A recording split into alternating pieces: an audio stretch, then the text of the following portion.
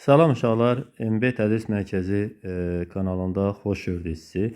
Demək, bu günləri sizinlə quru suları bölməsində çay, göl, buzlaq, yeraltı və sular və bataqlıqlar mövzusunda olan testlərin 101-dən testin sonuna, yəni 249-a qədər olan testlərin izahına baxacağıq. Qeyd edeyim ki, ilk 100 testin izahı kanalımızda var. Tədris Mərkəzinin kanalına daxil olsanız orada görə bilərsiniz. Demək, Avropanın paytaxt şəhərlərin 101-ci sualda bizdən soruşur. Testə başlamazdan əvvəl kanala abunə deyilsiniz, abunə olmağı, videonu bəyənməyi sizdən xahiş edirəm. Bəzi hallarda bütün variantlara baxanda çox vaxt itkisi olur. Ona görə birbaşa cavabın üzərində əksər hallarda izah edəcəm. Yəni, konkret cavabı olan testlərdə o cür edəcəm. Əgər variantlarla bağlı sualınız olsa, şərh bölməsində qeyd edin, hökmən cavablandıracağım. Bir də imkan olsa, hansı bölgədən, hansı ərazidən izlədiyinizdə qeyd eləsəz çox yaxşı olardı. Həm maraqlıdır bizə, həm də ki, videonun yayımlanmasına kömək olacaq təbii ki. Deyir ki, Avropanın paytaxt şəhərlərinə keçən çayları müəyyən edin. Burada cavab C variant. Çünki Temza çayı London şəhərindən keçir, Britaniyanın paytaxtı. Sonra Sena çayı Parisdən keçir, Fransadan. Dunay çayı da Budapeştdən, Macarıstandan. Ona görə cavab C-dir. 102-ci sualda uşaqlar deyir ki, mənbəni göllərdən götürən çaylar. Burada doğru cavab D variantı olacaq. Çünki Niagara çayı göstərilən bir. Demək, böyük göllər sisteminə Ontario gölü ilə Erie gölünün arasındadır. Demək, o çay. Müqəddəs Lavrenti çayı buradan axır Erie gölündən tökülür Müqəddəs Lavrenti körfəzinə. Nil çayı isə Afrikada Viktoria gölündən başlayır, gəlir demək, Aralıq dənizinə tökülür. Ona görə də bu sualın cavabı D variantı oldu. Əsasən buzlaqlarla qidalanan çayları bizdən soruşur. Bu, Mərkəzi Asiyanın mənbəni yüksək dağlıqdan götürülən çaylarından danışır. Əvvəlki testlərdə də bu vardı. Amudərya, Sırdarya çaylarından söhbət gedir. Pamir dağlarında Fetçenko buzlağından başlayırlar. Qeyd edeyim ki, Fetçenko buzlağı dünyanın ən uzun dağ buzlağıdır. Elə ona görə də doğru cavab mənbəyini Mərkəzi Asiyadakı yüksək dağlardan götürən çaylar doğru cavab olacaq. Yenə deyirəm, digər variantlara baxmıram. Əgər ehtiyac duysaz, digər variantlardakı hansısa bir nəzəri biliyə ehtiyac olsa, onda deyərsiniz, şərh bölməsində yazarsınız, hökmən cavablandıracağım. Vaxt çox getməsin deyil, bu cür yazıram. Çöl zonasından çökək sahələrdə yaranan bataqlıqlar səciyyəvi xüsusiyyəti. Onlar alt bataqlıqlar adlanır. Adətən qurun suları, yeraltı sularla qidalanırlar. Çünki çöl zonası rütubətlənmə misalının 0.6 ilə 0.8-in arasında olduğu ərazidir. Üst bataqlıq, yəni yağıntının miqdarının çoxluğuna görə yaranan bataqlıqlar adətən əmsal birdən böyük olanda olur. Ona görə də təbii ki, bu doğru cavab deyil. Yəni, doğru cavab yeraltı sulardır. Növbəti sual, dünyanın ən dərin göllərini müəyyən edin uşaqlar. Birinci yerdə yer kürəsinin ən dərin gölü Baykal gölüdür. Gölüdür 1620 metr. İkinci yerdə Tanqanikadır. Təxminən 1437 metr. Bir də Xəzər dənizdə 1025 metrdən mütləq dərinliyi o qədərdir. Ən dərin gölüdür dünyanın. Bu üç göl. Baykal, Tanqanika, Xəzər. C variantı 105-də cavabı idi. 106-cı suala baxır uşaqlar. İl ərzində su sərfi bərabər paylanan çayların yerləşdiyi iqlim qurşağı onların qidalanma mənbəyi. Ekvatorial iqlim qurşağında yerləşən çaylar uşaqlar. Ekvatorial iqlim elədir ki, bütün il boyu bərabər səviyyədə yağıntı yağır. Ona görə də ekvatorial iqlim qurşağında yerləşən çaylarda səviyyəsi il boyu sabit olur. Bir də ekvatorda yağıntının növü təbii ki, yağışdır. Yəni, orada qar yağa bilməz. Çünki onlar yüksək dağlığa yağar. Yəni, normalda ekvatorial ərazi yağıntı növü yağışdır. İqlimin temperaturunun yuxarı olmasına əlaqədardır. 107-ci sualda deyir ki, axını tənzimlənən çaylar qrupu müəyyən edin. Yəni, üzərində ambar tikilən çayları soruşur. Demək, Kür çayının üzərində bilirsiniz, Mingəçevir, Şamkir, Yenikənd, Varvara su ambarları var. Volqa çayının üzərində var. Bir də Amerikada Colorado çayının üzərində, həm də Kolumbiya çayının üzərində. Kolumbiyada Grand Coulee su ambarı idi. Ona görə doğru cavab 3, 4, 5 olur. A variantı 107-də cavab. 108-ci suala baxaq. 108-də deyir ki, demək, uşaqlar deyir, eroziya bazisləri dünya okean səviyyəsindən aşağıda yerləşən çaylar qrupu müəyyən edin. Yəni ki, hansı çayların mənsəbi okeanın səviyyəsindən aşağıdır? Hansı çaylar okeandan daha aşağı səviyyəyə tökülür? Təbii ki, burada Xəzər dənizinə tökülən çaylar konkret cavab olacaq. Üstə gəl Araz çayı. Araz çayı niyə? Azərbaycan xəritəsini əlavə elədim uşaqlar. Araz çayı bu hissədə gəlir Kür çayına tökülür. Kür çayına töküldüyü hissə -11 metr su qovuşan kəndi Sabirabad rayonunun ərazisidir. Bu tünd yaşıl rəngdə olan ərazilər ümumiyyətlə okean səviyyəsindən aşağıdadır. Ona görə də Xəzər dənizinə birbaşa tökülən Samur çayını deyə bilərsiniz. Samur çayı Xəzər dənizinə tökülür, okean səviyyəsindən aşağıdadır. Xəzərin şimalında olan Ural, ümumiyyətlə Xəzərə tökülən çaylardır bunlar. Ona görə Araz çayı birbaşa Xəzərə tökülməsə də Kür çayına töküldüyü yeri okean səviyyəsindən 11 metr aşağıda idi. Eroziya bazası birbaşa okean olan çayları soruşur. Yəni ki, birbaşa okeanın özünə tökülən və yaxud okeanın dənizinə, körfəzinə tökülən. Yəni ki, mənsəb deməkdir eroziya bazası da. Eroziya bazası okean səviyyəsi olan çaylar deyərkən, yəni ki, okeanın səviyyəsinə uyğun bir mənsəbi olan çaylar nəzərdə tutulur. Burada doğru cavab variantlara baxsaq, Kür çıxar, çünki Xəzərə tökülür, Volqa çıxar. Ural çıxar, Volqa çıxar. Y variantı. Bəs Y variantı niyə cavabdır? Onlar niyə çıxdım? Çünki onlar Xəzər dənizinə tökülürdü uşaqlar. Nil çayı tökülür. Buradan Aralıq dənizinə, Viktoriya gölündən başlayır Aralıq dənizinə. Aralıq dənizdə bilirsiniz ki, Atlantik okeanının hissəsidir. Yəni o elə Atlantik okeanı demək, dünya okeanı səviyyəsidir. Sonra Kongo çayı birbaşa okeanın özünə tökülür. Sonra Amazon çayı birbaşa okeana, sonra Xuanxə çayı da bu tərəfdən birbaşa sakit okeana tökülür. Doğru cavab Y variantı. Şirin sulu göllərin coğrafi paylaması ümumi cəhət odur ki, mülayim və ekvator iqlim qurşağında rütubətlənmə əmsalının birdən böyük olduğu, yəni daha nəmişli bir ərazilərdə olur. Yalnız şimal yarımkürəsində deyil, cənubda da ola bilər. Subtropikdə şor sulu göllərdə olur.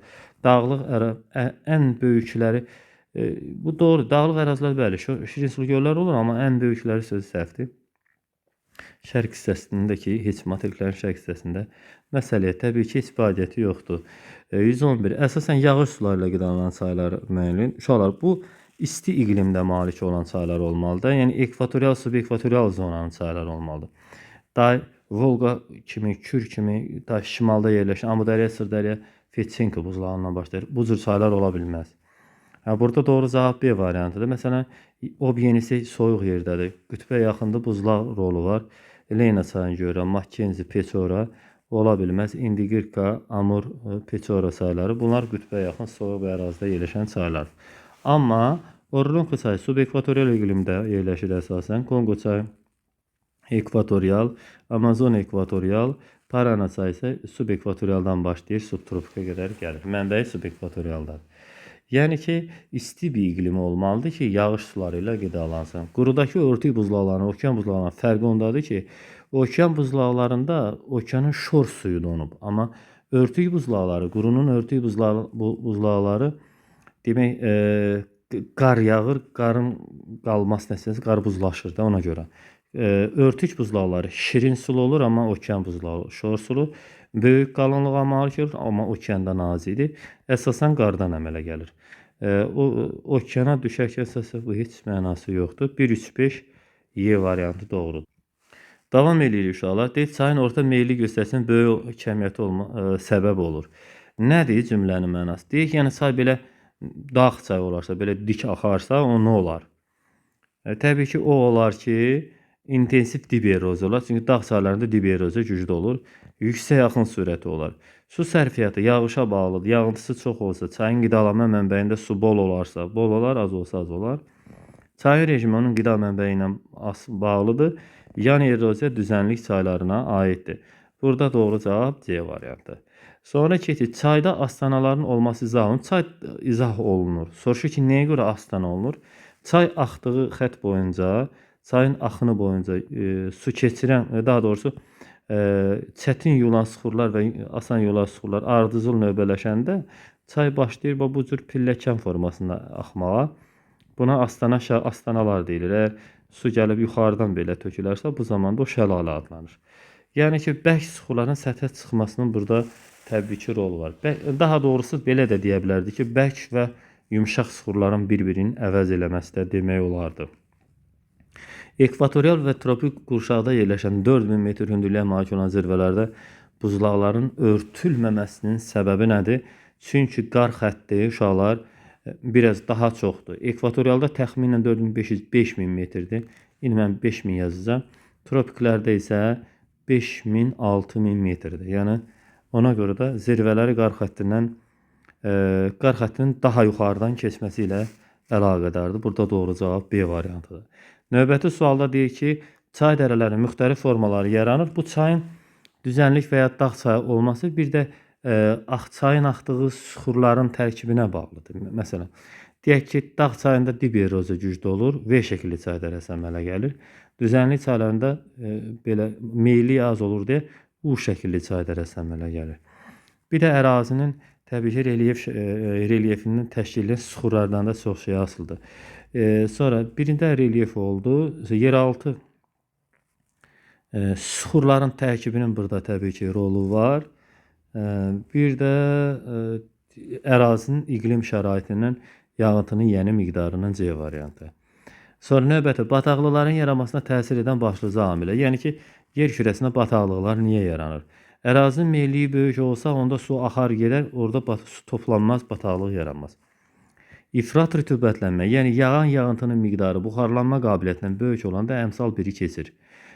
Bu zaman yağıntı çoxdursa, təbii ki, bataqlıq olacaq. Ərazinin meyilliyinin relyef meyilliyi zəif olarsa, yəni özünüz təsəvvür edin, belə meyilli ərazidə bataqlıq necə formalaşa bilər? Su axar gedər də, qalmaz. Amma biraz çökək olsa və yaxud düz relyefə malik olsa, bəli, yarana bilər.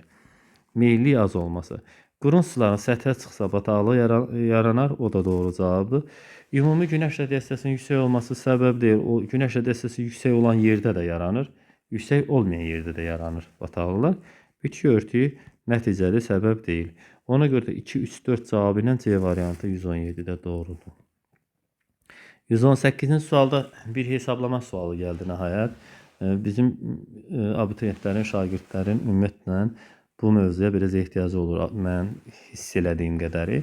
118-ci sualda deyir ki, çayın axın sürəti 0.5 metr/saniyə, en kəsin sahəsi 12. Su sərfi düsturu vardı uşaqlar. Orada F bərabərdir, Q bərabərdir, Q vur V var idi.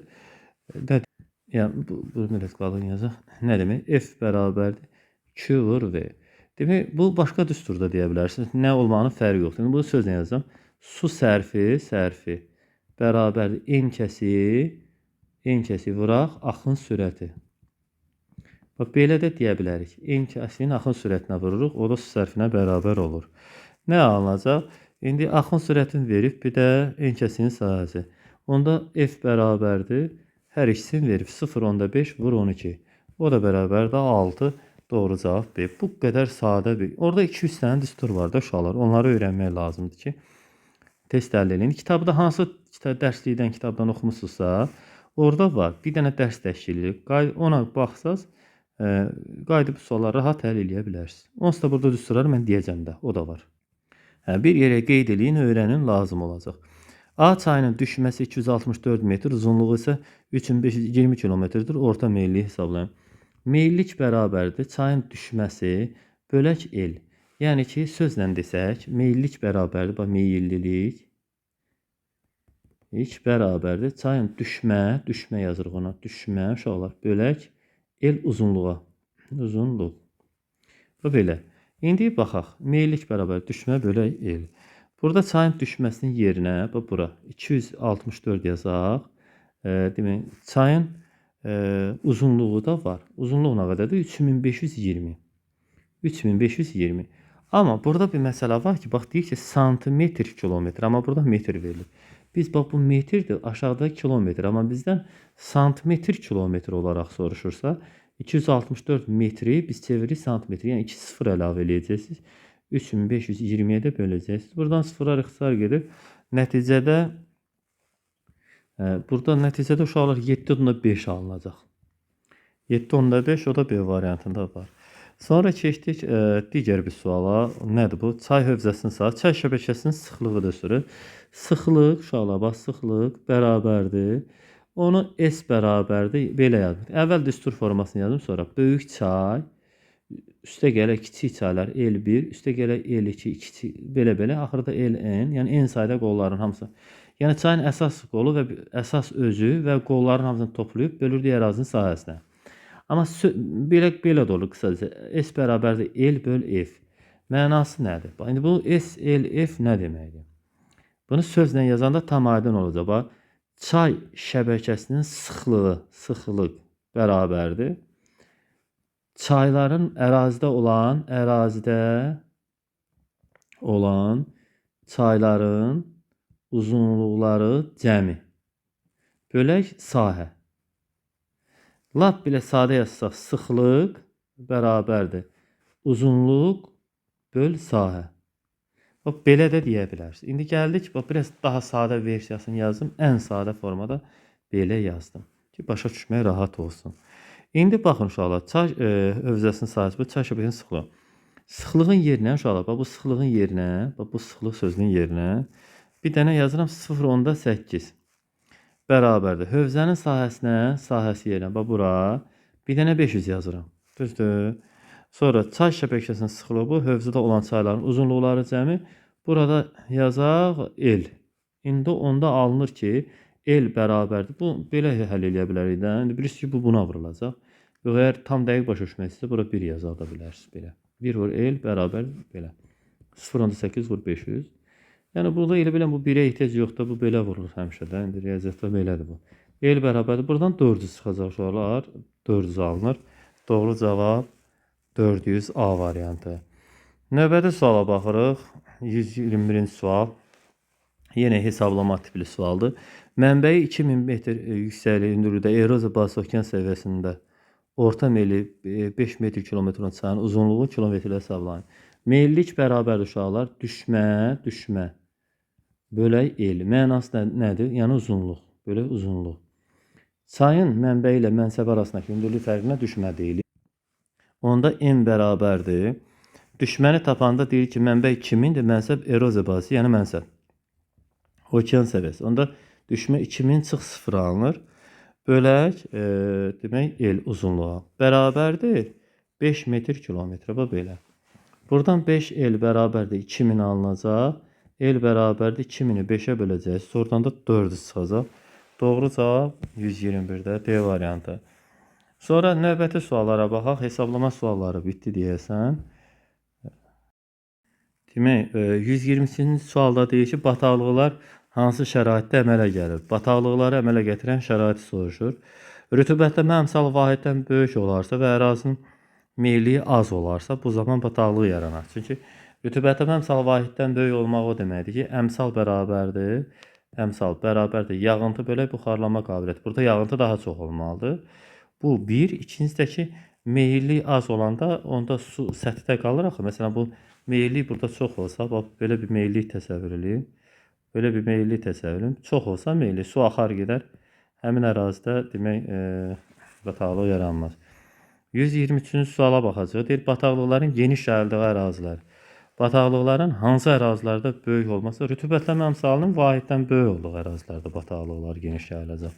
Ona görə də cavab C-dir. Yəni, bu səciyyəvi, geniş yayıldığı ərazilərin səciyyəvi xüsusiyyəti. Kiçikdir, üzr istəyirəm, səhv görmüşəm. İfrat rütubətlənmə şəraitinə, yəni yağıntının miqdarının buxarlanma qabiliyyətindən çox olduğu ərazi. İfrat rütubətlənmə nə deməkdir? Yağış çox yağır, yağıntı ümumiyyətlə çox yağır, amma buxarlanma qabiliyyəti onunla müqayisədə azdırsa, bu ifrat rütubətlənmə deməkdir.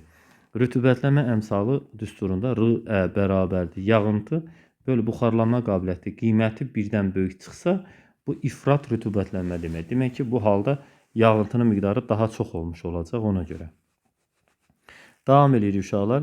124 çayların gətirmə konusu onların deltalarına fərqləndirən cəhətlər.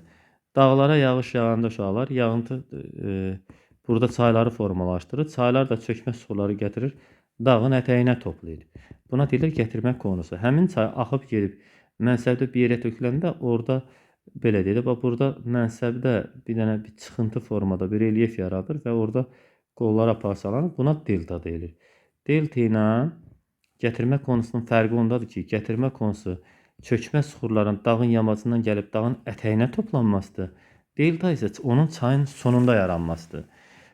Deltadan fərqi odur ki, o dağın düzənliyə çıxdığı ərazidə formalaşacaq. Birbaşa cavab odur. Gətirmə konusları çaylar dağlıq ərazidən düzənliyə çıxarkən yaranır. Doğru cavab o idi. Çayların gətirmə konusuyla deltaların oxşar cəhəti odur ki, o çökmə suxurların akkumulyasiyası, alüvyal mənşəli. Bəs bu alüvyal mənşəli sözü nə deməkdir? Alluvial söz mənşəli sözün mənası odur ki, çay çöküntüləri. Ümumiyyətlə səth sularının fəaliyyəti nəticəsində yaranan suxurlara alluvial suxurlar deyilir. Alluvial mənşəli suxurların çöküntülərin toplanması nəticəsində yaranır. C variantı doğrudur. Həmişəki kimi qeyd edirəm ki, hansısa variantla bağlı sualınız olsa uşaqlar hökmən şərh bölməsinə yazın. Çünki YouTube Studio proqramında bilirsiniz ki, orada yaradıcı studiyada o mənə birbaşa bildiriş kimi gəlir. Mən görürəm orada ki, kim nə yazıb. Ümumiyyətlə istənilən 500-dən artıq kanalda video var. Onun hamısının istənilən videoya hansısa şərhi yazsaz, o məndə görünəcək. Yəni mənə mesaj kimi belə deyək, bildiriş kimi gəlir. Qar xəttinin dəniz səviyyəsindən daha hündürdə olduğu enlikləri bizdən soruşsa, gərək biz isti bir iqlimə malik olan ərazilər seçək ki, uşaqlar. İsti olanda qar xətti yuxarıda olur, amma soyuq yerlərdə qar xətti aşağıdan, dağın daha aşağı hissələrindən qar başlayır. Qar xətti dağa çıxanda ilk dəfə qara rastlaşdığımız əraziyyədir. Yəni temperaturun heç vaxtı 0 dərəcəni aşmadığı əraziyə qar xətti deyilir. Y variantı idi. Çay sistemlərində burada elementləri bizdən soruşur uşaqlar. Əgər çayın mənsəbi körfəz formasında olarsa, bu estuar adlanır. Əgər çayın mənsəbi biraz yarımada formasında olarsa və çay orada qollara parçalanarsa, bu delta alınır. İki çay hövzəsinin arasında adətən hündür bir yer olur. O isə su ayrıcı adlanır. Estuarı delta su ayrıcı. Doğru cavab B variantı idi. 128-ci suala baxacağıq uşaqlar. Deyir ki, uyğun gələn arzuluğu müəyyən edin. Sualı biraz böyüdə bilərik. Demək, uyğun gələn arzuluğu müəyyən edin. Relikt mənşəli göl axarlı tikaka, axarlı olmalı, relikt deyil sadəcə, ona görə səhvdir.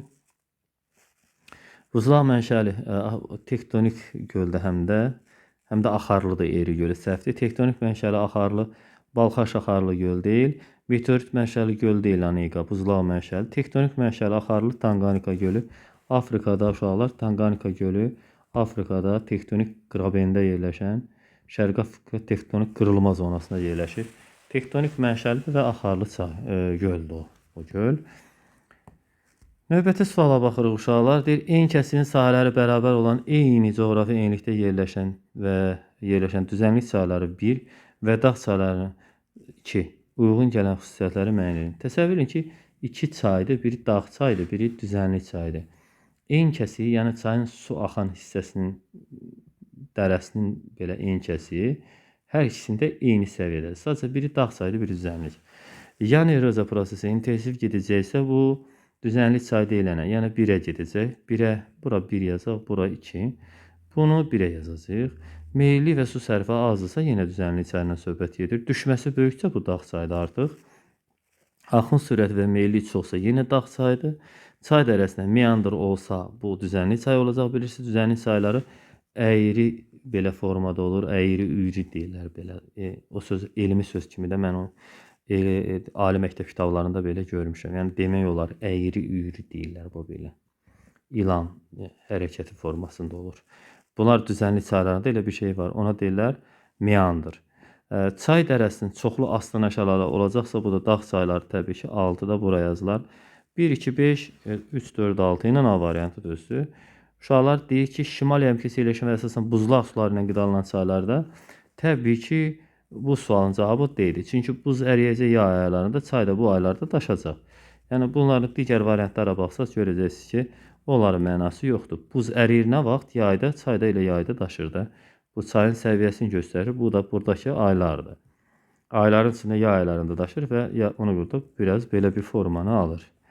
Növbəti suala baxırıq uşaqlar. D variantı idi. Musson yağışlarından qidalanan çayların qrupu eyni olacaq uşaqlar. Çünki musson yağışları, ümumiyyətlə musson iqlimi Şərqi Asiyadadır uşaqlar. Cənub-Şərqi Asiyada, bir də Cənubi Asiya, bir də ABŞ-ın bu şərq tərəfində.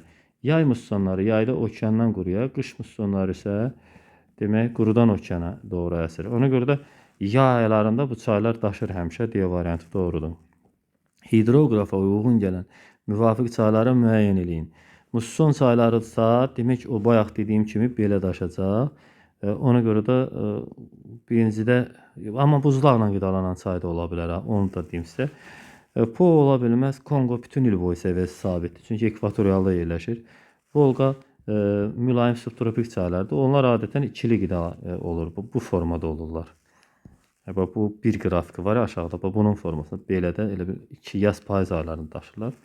Burada ya Brahmaputradır ya da ki Xanxı. Hind çayı da Brahmaputranın eyni də olacaq. Çünki Hind çayı da Brahmaputra kimi musson iqlimidir. Onların hər ikisində belə olmalıdır. A da deyil. Burada Zambezi ilə Brahmaputrada, amma biz bunu gərək əsaslandıraq. Gedirəm iqlim xəritəsinə doğru. Onun üzərində fikrimi izah edəcəm. Uşaqlar, Brahmaputra çayı buradan axır. Bu məsələ, Brahmaputra məsələsi aydındır. Brahmaputra çayı musson iqlimində yerləşir. Yayda musson küləkləri okeandan quruya əsir deyə daşır. Ona görə də yay ayları belə bir formada olacaq. Bu doğru. Bəs Zambezi çayı niyə? Çünki Zambezi çayı yerləşir cənub subekvatorial iqlim qurşağında. Cənub yarımkürəsində yay olanda, yəni ki dekabr, yanvar, fevral cənub yarımkürəsində yayda axı, o vaxtda ekvatorial gəlir daşır. Cənub yarımkürəsində qış olanda, yəni ki iyun, iyul, avqust ayında tropik gəlir quruyur. Tropik gəlir iyun ayında, orada qış fəsli deyə quraq olur. Çünki tropik gəlir o səbəbdən. Belə bir məntiqi var idi onun. Dediyim kimi subtropik mülayim iqlim qurşağında yerləşən qarışıq qidalanmaya malik olan çaylar, 133-cü suala uyğun danışıram. Bax, belə bir qidalanma rejimə malik olur. Bu Kür-Volqa çayları ola bilər, amma qalan çaylar deyil təbii ki. İkincisi isə Amur çayı olsa, Amur çayı yerləşir burada, o belə olardı ikinci qrafik. Demək ki, D də deyil. Zambezi çayı, bayaq dedim, cənub subekvatorial iqlim qurşağındadır. Yuxarıda qrafikdə biz onu demişdik, onun qidalanması rejimi o cürdür. Çünki dediyim kimi də, yəni bir daha mən onu deyə bilərəm sizə. Bax, bu iki qrafikinə fikir verin. İyun ayında 6-cı ayda yağıntı azdır. Səbəb nədir? Çünki Zambezinin olduğu yerdə iyun qışdır. Qışda tropik hava kütləsi təsir göstərir. Ona görə də qış aylarında demək səviyyə aşağı olur. Cənub yarımkürəsi üçün qış ayı 6-cı ay deməkdir. Ona görə. Astana və şəlalənin yarandığı düzənliklər, ovalıqları uşaqlar seçməyəcəksiniz təbii ki. Ovalıq tam düzənlik bir ərazilərdir. Təbii ki, ovalıqlarda Astana şəlalə ola bilməz. Laplat ovalığı, Kür-Araz, Qərbi Sibir ovalığını çıxacaqsınız, bir də Xəzər sahili. Şərqi Afrika ilə Qviyanada qalacaq. Hər ikisində bir şəlalə adı deyə bilərik. Qviyana yaylasında Orinoco çayının üzərindəki Orinoco çayının Çurun qolu üzərindəki Aniye şəlaləsini deyə bilərsiniz. Şərqi Afrikada məsələn Zambezi çayının üzərindəki Viktoriya şəlaləsini nümunə olaraq demək olar. Astana və şəlalənin yaranması üçün təbii şəraiti olmayan bu dəfə ovalıqlar cavabdır. Qərbi Sibir ovalığı ilə Kür-Araz ovalığı. Çünki ovalığın səthi bu xətt kimi düz bir yerdir. Yəni düz bir yerdə şəlalə necə yarana bilər? Gərək dağlıq yayla formasında ola ki, orada su gələ yuxarıdan tökülə, bir astana şəlalə yarana. Biraz loru dildə desək belədir cavabı. Ona görə də 135-ci sualda Orta Sibir yox, Qərbi Sibir burada D-dir cavab. Yaxşı ki, vaxtında gördük. Yoxsa texniki səhv gedəcəkdi. 3 və daha çox ölkənin ərazisindən axan çayları soruşur bizdən uşaqlar. Siyasi xəritəmiz olmalı deyəsən burada. Görək varmı? Olsa yaxşı olur. Hə, var. Dünyanın siyasi xəritəsində siz ona rahat baxa bilərsiniz. 3 və daha çox ölkənin ərazisindən axan çayları bizdən soruşur. Məsələn, Kür çayı Türkiyə, Gürcüstan, Azərbaycan xətti üzrə hərəkət edir. Araz çayı Türkiyə, sonra Türkiyə Naxçıvan sərhədin, sonra Naxçıvan İran sərhədidir. Bu xəritədə istəyirsiniz onu sizə izah edeyim. Kür çayı Türkiyədən Türkiyə-Azərbaycan sərhədinə, sonra Naxçıvan İran sərhədi, sonra bu hissədə Ermənistan-İran sərhədi, sonra burada Azərbaycan-İran sərhədi və nəhayət Bəhramtəpə qəsəbəsinə, Mişir rayonu Bəhramtəpə qəsəbəsinə ölkənin ərazisinə daxil olur. Gəlin bu görək buradan istəyən ölkə adı çəkildi. Türkiyə, Ermənistan, İran və Azərbaycan adı çəkildi. Demək 4 ölkə oldu. Sonra gəlsək Dunay çayı. Dunay çayı Qərbi Avropadan Şərqi Avropaya doğru 12 ölkə ərazisindən uşaqlar keçir. 12. Bax, bu hissədə Avstriya tərəfdən başlayır, buraya gəlib Qaradənizə tökülənə qədər 12 ölkə ərazisi keçir. Təbii ki, o da cavabdır. Bir də Mekong çayına baxsaq, Cənub-Şərqi Asiyada Çinlə başlayır. Bu hissədə çoxlu ölkələr arasından keçir. Lap dəqiqliyinə xəritədə baxsaq görəcəksiniz. C variantı 136-da doğrudur. Yenə də 3 və daha çox ölkənin arasından axan çay bizdən soruşur. Demək, Amur çayı Çin-Rusiya sərhədindədir. Bu ola bilməz. Parana çayı düzdür. Çünki Parana çayı baxın, burada bu isə Paragva, Bolivya, Uruguay, Argentina belə, həm də Braziliya. Niger çayı Qərbi Afrikada çox ölkənin ərazisindən keçir. Düzdür. Xırdalığına xəritəyə baxsaz görəcəksiniz. Nil çayı baxın görün neçə ölkənin ərazisindən keçir. Viktoriya gölündən başlayıb ora Aralıq dənizindən tökülənə qədər. Bir də Zambezi çayı görürsüz yenə də bu hissədə Afrikada çoxlu ölkələrin arasından keçir. Xırdalıqlarına xəritədə siyasi xəritələrə baxarsınız, tam aydın başa düşəcəksiniz. Suvarmada praktik olaraq istifadə edilmirsə bir çay, demək ki o çay çox da quru yerdə deyil ya da ki çox dağlıq yerdədir. Çünki hansı çaylar suvarmada istifadə olunur?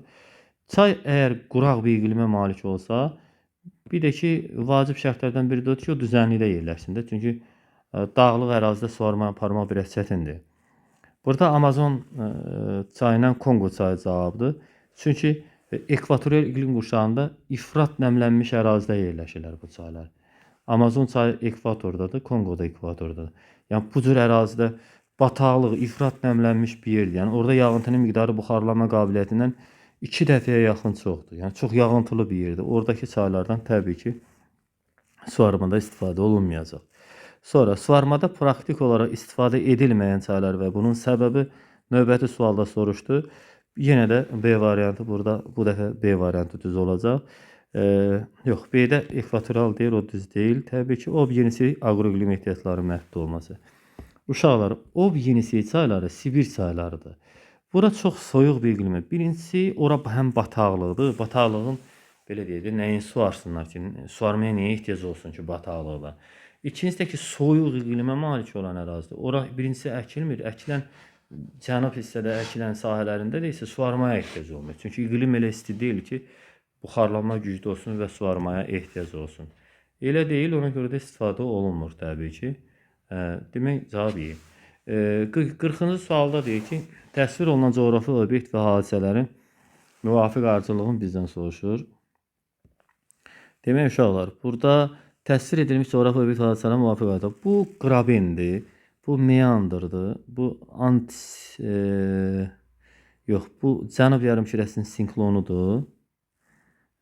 Bu isə qarışıq meşədir. Bəlkə də biraz mövzumuza uyğun olmayan bir test idi. Hər nəsə bir test idi, biz də onu yazdıq. Horst, meandr, sinklon, qarışıq meşə. Hidrosfer bəndinə biraz az əlaqə görmədim mən, amma sual idi, yazdıq. Coğrafiyaya aid bir sual. Evrasiya bahsi Qara dəniz olan çaylar, yəni ki, uşaqlar bizə deyir ki, Qara dənizə tökülən çayları tapın deyin. Biz də baxaq görək Qara dənizə hansı çaylar tökülür? 3 əsas çay. Biri bu tərəfdən Dunay çayıdır, Dnepr və Dnestr çayları. Don çayı var, o Azov dənizindən tökülür. Bu hissədə Gürcüstanda Kuban çayı da var. O da Qara dənizə tökülür. Qızıl Irmaq var, o da tökülür. Görək bizə nə deyəcək? Türkiyədə Qızıl Irmaq çayı. Demək uşaqlar, burada cavab ola bilər. Ankara çayı deyil, çıxar Volqa, Xəzərə tökülür, Mississippi ola bilməz. Yox, səhv baxdım üzrə, budur, bu sualdır. Dnepr Dunay A variantı doğrudur. Şərti 141-in şərtini oxumuşdum. Xəritəyə baxıb qaydanda 142-nin variantlarına baxmışdıq ona görə. Amma elə idi də, yəni. Dnepr, Dnestr mən o dedim. Həm də Dunay. Mənbəyini göllərdən götürən çaylar, bu tipli suallara artıq uşaqlar çox cavab vermişik. Çox vacib və populyar bir mövzuda açıq istədiyim. Ankara çayı Baykal gölündən başlayır buradan. Biri odur.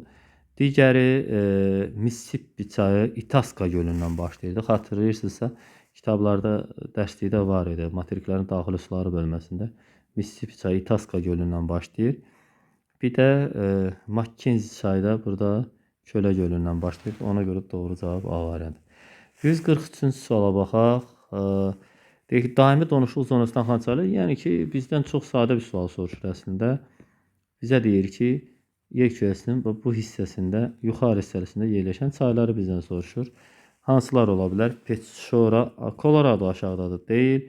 İravadi buradadır, ola bilməz. Sonra keçdi bu tərəfdə nədir? Lena, Colorado çayı yenə aşağıdadır bu hissədə. Ola bilməz, bunlar çıxmışıq. Reyn çayı Almaniyada və Amazon ekvatordadır, bunu çıxarsınız. İndi bu çayları bir-bir mən sizə həmin ərazinin daxilində göstərəcəm. Baxaq. Baxın, Mackenzie çayı bura ilə axır Beaufort dənizinə tökülür. Yenisey çayı bu hissədə axır Kara dənizinə tökülür. Sonra Lena çayı bu hissədədir. Lena buradır. Bir də Yukon çayıdır. Yukon da buradan axır Bering dənizinə tökülür. Lena lap dövlərə tökülürdü. Cavab Y. Sahəsinə, dərinliyə və uzunluğuna görə ən böyük şirin sulu gölləri müəyyən edin. Dünyanın sahəsinə görə ən böyük şirin sulu gölü burada Amerika, Kanada, ABŞ-Kanada sərhədində yerləşən yuxarı göldür. Dərinliyinə görə Baykaldır, uzunluğuna görə isə Tanganika. Baykal gölü demək ən böyük şirin sulu göl. Burada daha yaxşı görünür düşünürəm. Budur ABŞ-Kanada sərhədində. Sonra ən dərin göl Baykal gölüdür. Burada yerləşir Rusiyanın ərazisində. Bir də ən uzun göldə Tanganika gölüdür. O da bu hissədə Afrikada yerləşir. Şirin sulu göllərdən söhbət gedir. Birdən kimsə deyər ki, biz Xəzər dənizi falan, o məsələni biraz qarışdırmıyor. Xəzər dənizi şirin sulu göl deyil. Dəniz deyilsə də birisi göldür, amma şirin sulu deyil. Bol sulu, geniş çay şəbəkəsinə malik olan ölkələr. Yəni ki, yağıntıları, çay şəbəkəsi sıx olan ölkələrdən söhbət gedir uşaqlar. Biri Sibir, burada ümumiyyətlə Rusiyada çay göl şəbəkəsi çoxdur. Çünki həm mülayim iqlim qurşağında yerləşir, ərazisi də çox böyükdür. Bu hissədə isə Amazonla, təbii ki, Kongo ekvatoral iqlim qurşağında yerləşirlər. Yağıntılı bir iqlimdə ekvatoral bilirsiniz. Yağıntılı iqlimdə də çay şəbəkəsi təbii ki, sıx olur. Sonra davam edirik. 146-cı sual deyir ki, daxili axar sözlərdə geniş sahə tutan materiklər. Hansı materikin daxili çökəklikləri çoxdursa, Avrasiya, Afrika, Avstraliya kimi və yaxud səhra yarım səhraları çoxdursa, onun daxili axar sövzəsi çoxdur. Məsələn, Cənubi Amerikada daxili çökəkliklər, Şimali Amerikada həmçinin yoxdur, çox zəifdir. Antarktidada bilirsiniz ki, daxili suları yoxdur, çünki ora buzlaqdır başdan, ona görə. Avrasiya, Afrika, Avstraliya cavabı 146-da doğru idi. Həm daxili çökəklikləri çox idi, həm də səhra yarım səhraları. Çünki səhra yarım səhralardan ümumiyyətlə çay axmır, daxili sulardan zəifdir də. Daxili çökəklik olanda da axınlar materikin daxili hissələrinə yönəlir. Okeana birləşmir. Belə məsələlər var idi. 147-ci suala baxırıq uşaqlar. Deyir ki, səhra və yarım səhra zonasında yerləşən göllər. Burada doğru cavab B variantıdır. Çünki gölləri mən sizə göstərəcəm. Yenə deyirəm, digər variantlarla bağlı sualınız olsa mən sizi dinləməyə hazıram. Şərh bölməsində yazırsınız. Mənə bildirişim gələcək, mən də onu cavablandıracağam. Aral dəniz burada Mərkəzi Asiyada yerləşir. Balxaş gölü də demək Qazaxıstanın ərazisində yerləşir. Aral gölü Qazaxıstan-Özbəkistan sərhədindədir uşaqlar. Astana və şəlalələrin daha çox rast gəlinən çayları yerləşdiyi ərazilər. Təbii ki, ovalıq ola bilməz, düzənlik yox, biraz yayla dağlıq yerlər olmalıdır. Qərbisi bir Şərqi Avropanı çıxarsınız, Amazon ovalığını çıxarsınız, Mesopotamiya ovalığı çıxarsınız, La Plata ovalığı çıxarsınız. A variantı, Şərqi Afrikada bayaq dediyim kimi Zambezi çayının üzərində Viktoriya şəlaləsi var idi. Braziliya yaylasında Parana çayının üzərində dünyanın ən gözəl şəlaləsi olan Iguasu şəlaləsi yerləşir. Iguasu dünyanın ən gözəl şəlaləsi sayılır bu arada. Onu da dedim ki, tam fikrimiz aydın olsun. 148-də elədik. Növbəti suallara baxırıq uşaqlar.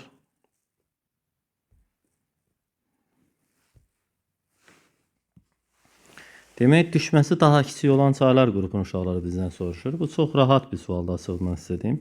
Baxırsınız ki, çaylar, hansı çaylar daha yüksək dağlardan başlayırsa, onlar cavab olmayacaq. A variantına baxın, Dnepr, Volga, Peçora. Hamısını bir-bir çəkin, baxaq. Peçora çayı təxminən buradadır, Volga burada, Dnestr də burada. Bu əraziyə baxın, hündür dağ ümumiyyətlə yoxdur. Demək ki, doğru cavab A variantı. Çayların mənsəblərinin ekvatordan uzaqlığına görə müvafiq arıcılığın mənsəblərinin ekvatordan uzaqlığına görə yaxından uzağa girəcək. Elə bil ekvatordan qütbə tərəf. Baxaq Nilə. Nil mənsəbi burada. Kürd çayının mənsəbi biraz o tərəfdə. Dnepr burada. Yenisey çayı da burada. Yəni baxıb görürük ki, doğrudan da alındı. Belə getdikdə. Elə A variantı cavabdır. Digər variantlara yenə deyirəm, baxmıram. Əgər sualınız olsa, dediyim kimi qeyd eləyəcəksiniz. Biz də onu müzakirə eləyəcəyik. Belə, növbəti sual. Əsasən buzlaqlar və yeraltı sularla qidalanğan çayların rejiminin ümumi əlaməti ki, onların səviyyəsi demək olar ki, il ərzində heç vaxt dəyişmir. onların su səviyyəsi sabit olur. Ekvatorialdan qidalanan çaylarda, bir də yeraltı sularla, bataqlıqlarla qidalanan çayların su səviyyəsi hər zaman sabit olur. Dəyişkən olmur da, yəni. Demək, uşaqlar deyir ki, birinci sxemdə təsvir olunan gölün, birinci sxemdə çay tökülür də, çay başlayır da. Bu iki çay gölə tökülür, digər çay isə başlayır. Digər isə variantda isə, bax görürsünüz, bunlar tökülür və çay başlamır. Demək ki, bu şor sulu göldür, şor sulu, həm də axarsız, axarsız. Bu isə çay başlayır. Yəni, bu axarlıdır, axarlı. Həm də şirin olacaq. İndi suallara bu yöndə cavab verəcək. Eğri-çat gölü axarsız göllərdir. Sxem təsvir olunan gölün birinci gölün, birinci sxem təsvir olunan gölün, ikinci sxem təsvir olunan göldən fərqi. Eğri-çat gölünün o gölüdür. Bu heç bu gedəcək. Çünki birinci bu Eğri-çat gölü axarlı göllərdir, amma birinci sxemdə axarsız göldür. Çaylar üçün həm mənbə, həm də mənsəbdə fikir verir. Həm başlayır, həm çay ora tökülür. Amma ikinci göldə ancaq mənsəb rol oynayır. Axarlı və şirin suludur. Bəli, çünki buradan axarlıdır, çay başlayır. Çay başlayırsa şirin sulu olacaq. 2-3Y variantı. Xəritə sxemdə verilən ərazilərdən axan çayların bolsulluq dövrlərini bizdən soruşur. Ərazini təəssüf ki, görə bilmirəm. Əgər il boyudursa ekvatorial olan ərazi olardı. Burada yanımda hal-hazırda test kitabı yoxdur, təəssüf ki. Ancaq gördüklərimi deyə biləcəm. Səhv eləmirəmsə, bura Hindistan tərəfdirsə, bu yayda daşacaq. Sonra bura Avstraliyanın cənub şərqidir. Bu subtropik iqlim quşağının aralıq dəniz tipidir. Ona görə də bu qışda daşacaq. Amma bunun qışı bizim yayla eyni olur. Yəni bu olacaq iyun, iyul, avqust ayları. 3-6 isə hər ikisi eyni yerə gedəcək. Bu Avstraliyanın şimalı Cape York, Arnhem də olar yəqin. Əgər səhv elədimsə üzr istəyirəm, çünki ərazini görə bilmirəm tam da. Əgər belədirsə, bu da yayda daşacaq, ekvatorial gələndə, amma onun yayı dekabr, yanvar, fevral aylardır. Bir bura düşər. Sonra səviyyəsi il boyu sabit olan ekvatorialda olan hansısa bir 2 olacaq. Çünki mülayimin dəniz tipində il boyu səviyyə təxminən sabit olur. Bir də ekvatorialda varsa digərini təəssüf ki, görə bilmirəm. Görə bilmirəm, amma variantına baxsaq görə bizim yazdığımız hansı variantda var? Variant bizim yazdığımıza təxminən uyğun gəlir. Demək,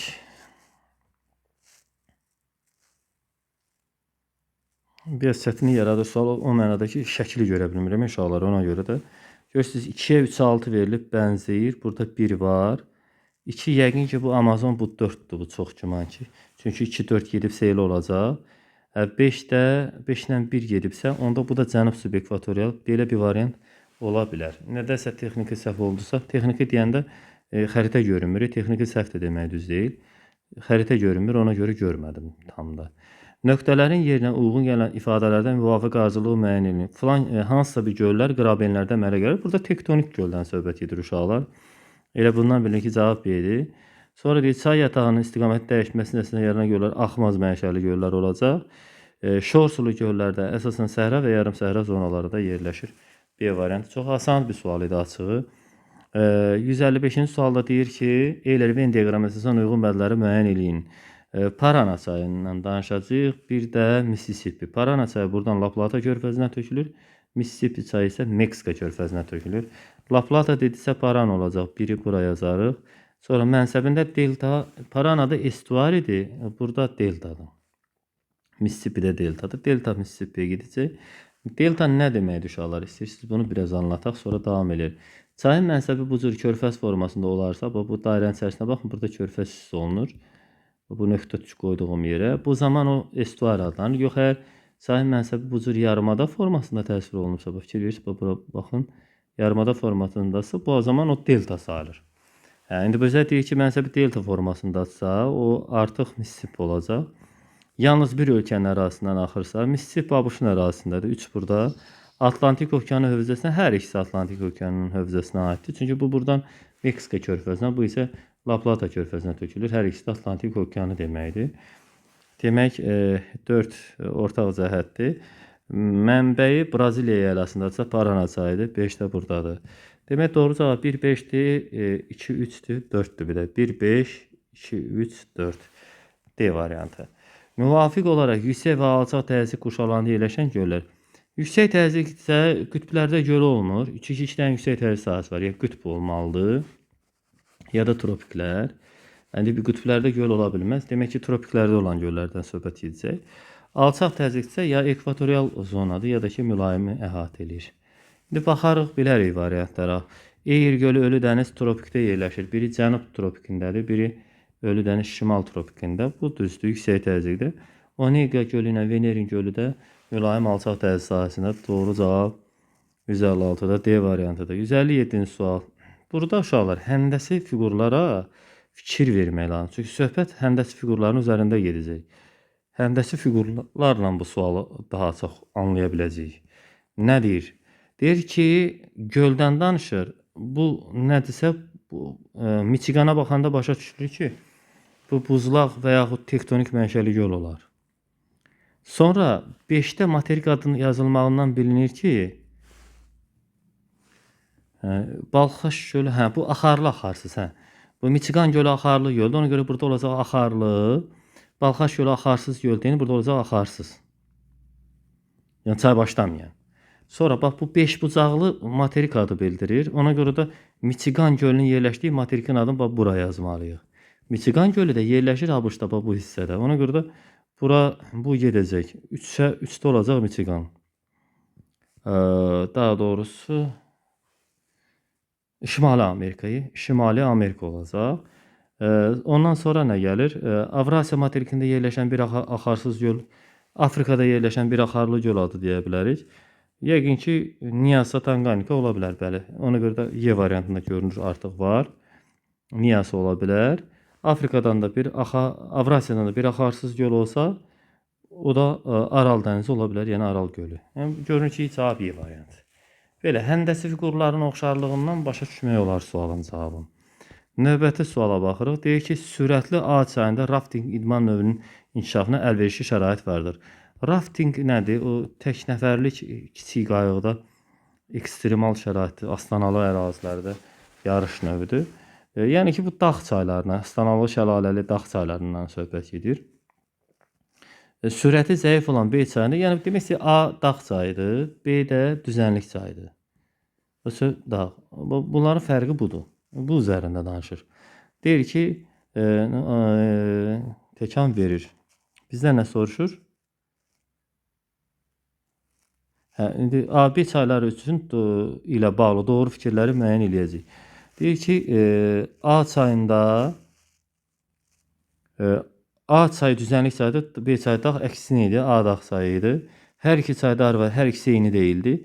B çayı enli çay yatağına malikdir. Çünki düzənlik çayıdır, düzənlik çaylar elə olur. A çayı Colorado və B çayı Volga ola bilər. Çünki Colorado çayı dağ çayıdır, Volga çayı isə düzənlik çayıdır. Birinci A çayı dağ çayı idi, B düzənlik. Ona görə də bu doğru gəlir. Bir də A çayının astana şəlalələri daha çoxdur. Bəli, o çünki dağ çayısa təbii ki olacaq. Hər iki çay hündür və dik ola bilməz, biri dağ çayı idi. Y variantı doğrudur. Skandinaviya yarımadasının uşaqları görürsüz. Rəqəmlə müvafiq gələn gölləri müəyyən edin. Demək, Ladoqa, Onega göllərindən burada 3-də 4-də söhbət gedir. Sonra Venerin Veterin İsveçli bir Venerin ola bilər. Sayma Inari yuxarıda, o da Finlandiya ola bilər. Y variantı doğrudur. Çaylarda tikinti meliorasiya işləri, gəmicilik, əhalinin suya olan tələbatını yerinə yetirmək üçün öyrənmək lazımdır. Yəni bu işləri görmək üçün çayın hansı xüsusiyyətlərini öyrənmək lazım olduğunu bizdən soruşur.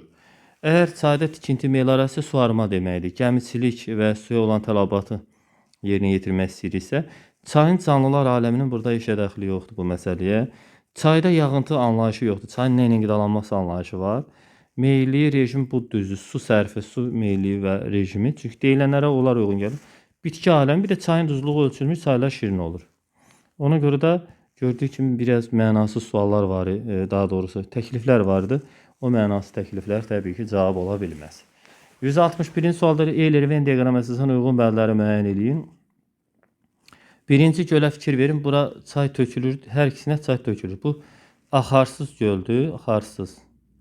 Təbii ki şor olacaq, amma ikinci göl çay başlayır və çay tökülür. Bu şirin olacaq və axarlı. Görək nə deyir? variantlara baxaq. Deyir ki, A suyun duzlu olur və axarsız göl hesab edilir. Yox, şirin, baxaq. Hə, düzdür, doğru gəlmişdi. Bu düzdür, o 1-ə uyğun gələcək. Sonra ikincidə nə deyir? Görək. Ekvatorial və mülayim iqlim qurşağında olan çaylar axarlı olur. O da 1-ə uyğun gələcək. Bir dəqiqə baxaq. Yox, bu idi, 2 idi. Bu da belə alınır. Hələlik bunu dedik. 2-yə. Suyu duzludur və bir də tezdən istəyirəm bu sualı yazam. Suyu duzlu olur və axarsız göl hesab olunur. Hə, bu A-nı 1-ə düz yazmışdıq. Biz düz yazmışdıq. Axarlı göl 2, yəni 1-ə A, 2-yə B-dir. Elə bunu mən bayaq düz yazmışam. A buradır, B bu. Sualın bir hissəsi bir tərəfdədir, bir hissəsi bir tərəfdə. Tam çətin olur yazmaq. İkisini yazmışıq artıq. Viktoriya və Böyük Göllər sistemi axarlı göldürsə, o ikinci sxema buna uyğun gələcək. C buraya yazılacaq. Sonra 2-yə BC-dir. Sonra deyir ki, Rusiya, ABŞ, Azərbaycanda yayılıb. Arid iqlim şəraitində olanlar da Y-də yenə də bura aid olacaq. Ortaq cəhətdə D-dir. O da hər ikisinin ortaq cəhəti idi. Demək, bu sualda cavab olacaq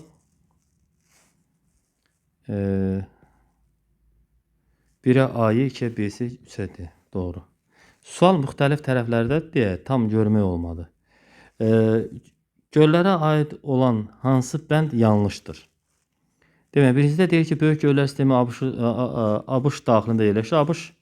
Michigan ABŞ-ın ərazisində yerləşir təkcə. Ona görə də doğru deyil. Onu götürə bilmərik. Sonra göllərə aid olan hansı bənd yanlışdır deyir. Bəli, yanlış istəyirsə bəli.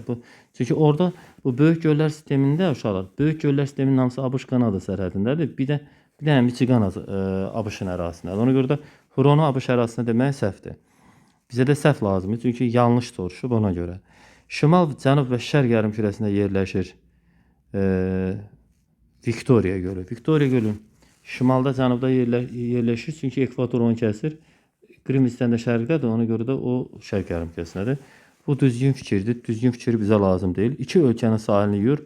Balxaş gölü demək Qazaxıstanla Özbəkistanın sərhədində yerləşir. Ona görə də 162-nin cavabı A variantıdır. Hesablama sualı görürəm növbəti. Demək nə deyir? Çayın su sərfi 570 kub metr saniyə, en kəsiyin sahəsi 1900 olarsa, çayın su axınının sürətini hesablayın. Q bərabərdir F/V düsturu ilə biz onu hesablayırıq uşaqlar. Yəni ki, su sərfi bərabərdir en kəsiyi bıraq axın sürəti. Durursun, sürəti. İndi burada da verilənləri yerinə yazsaq, demək, çayın su sərfinin yerinə 570 yazarıq uşaqlar. En kəsinin sahəsini bura 1900 yazarıq. V qalar. Buradan da bir dəyişənli xətti tənli olduğuna görə 570-i 1900-ə böləcəyik. O da təxminən 3-ə yaxın bir ədəd. A variantı. Yəni 0.3-ə də. Yəni 10-3. 10-3, o da 0. Təxminən ancaq. Təxminən belə.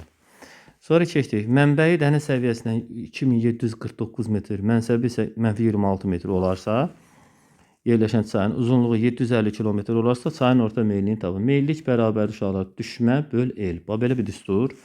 Burada düşməni tapanda düşmə bərabər olacaq 2749 çıxaq -26.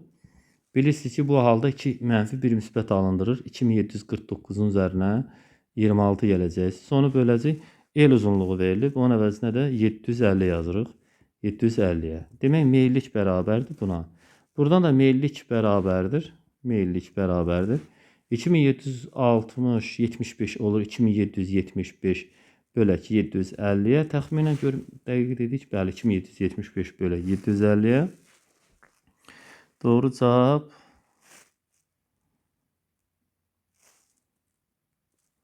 təxminən 3 dəfədən biraz artıq olsa 3.6, 3.7 olar. Elə Y variantı. Çox güman Y olacaq. İndi hesablayarsınız, amma Y olmalıdır məncə.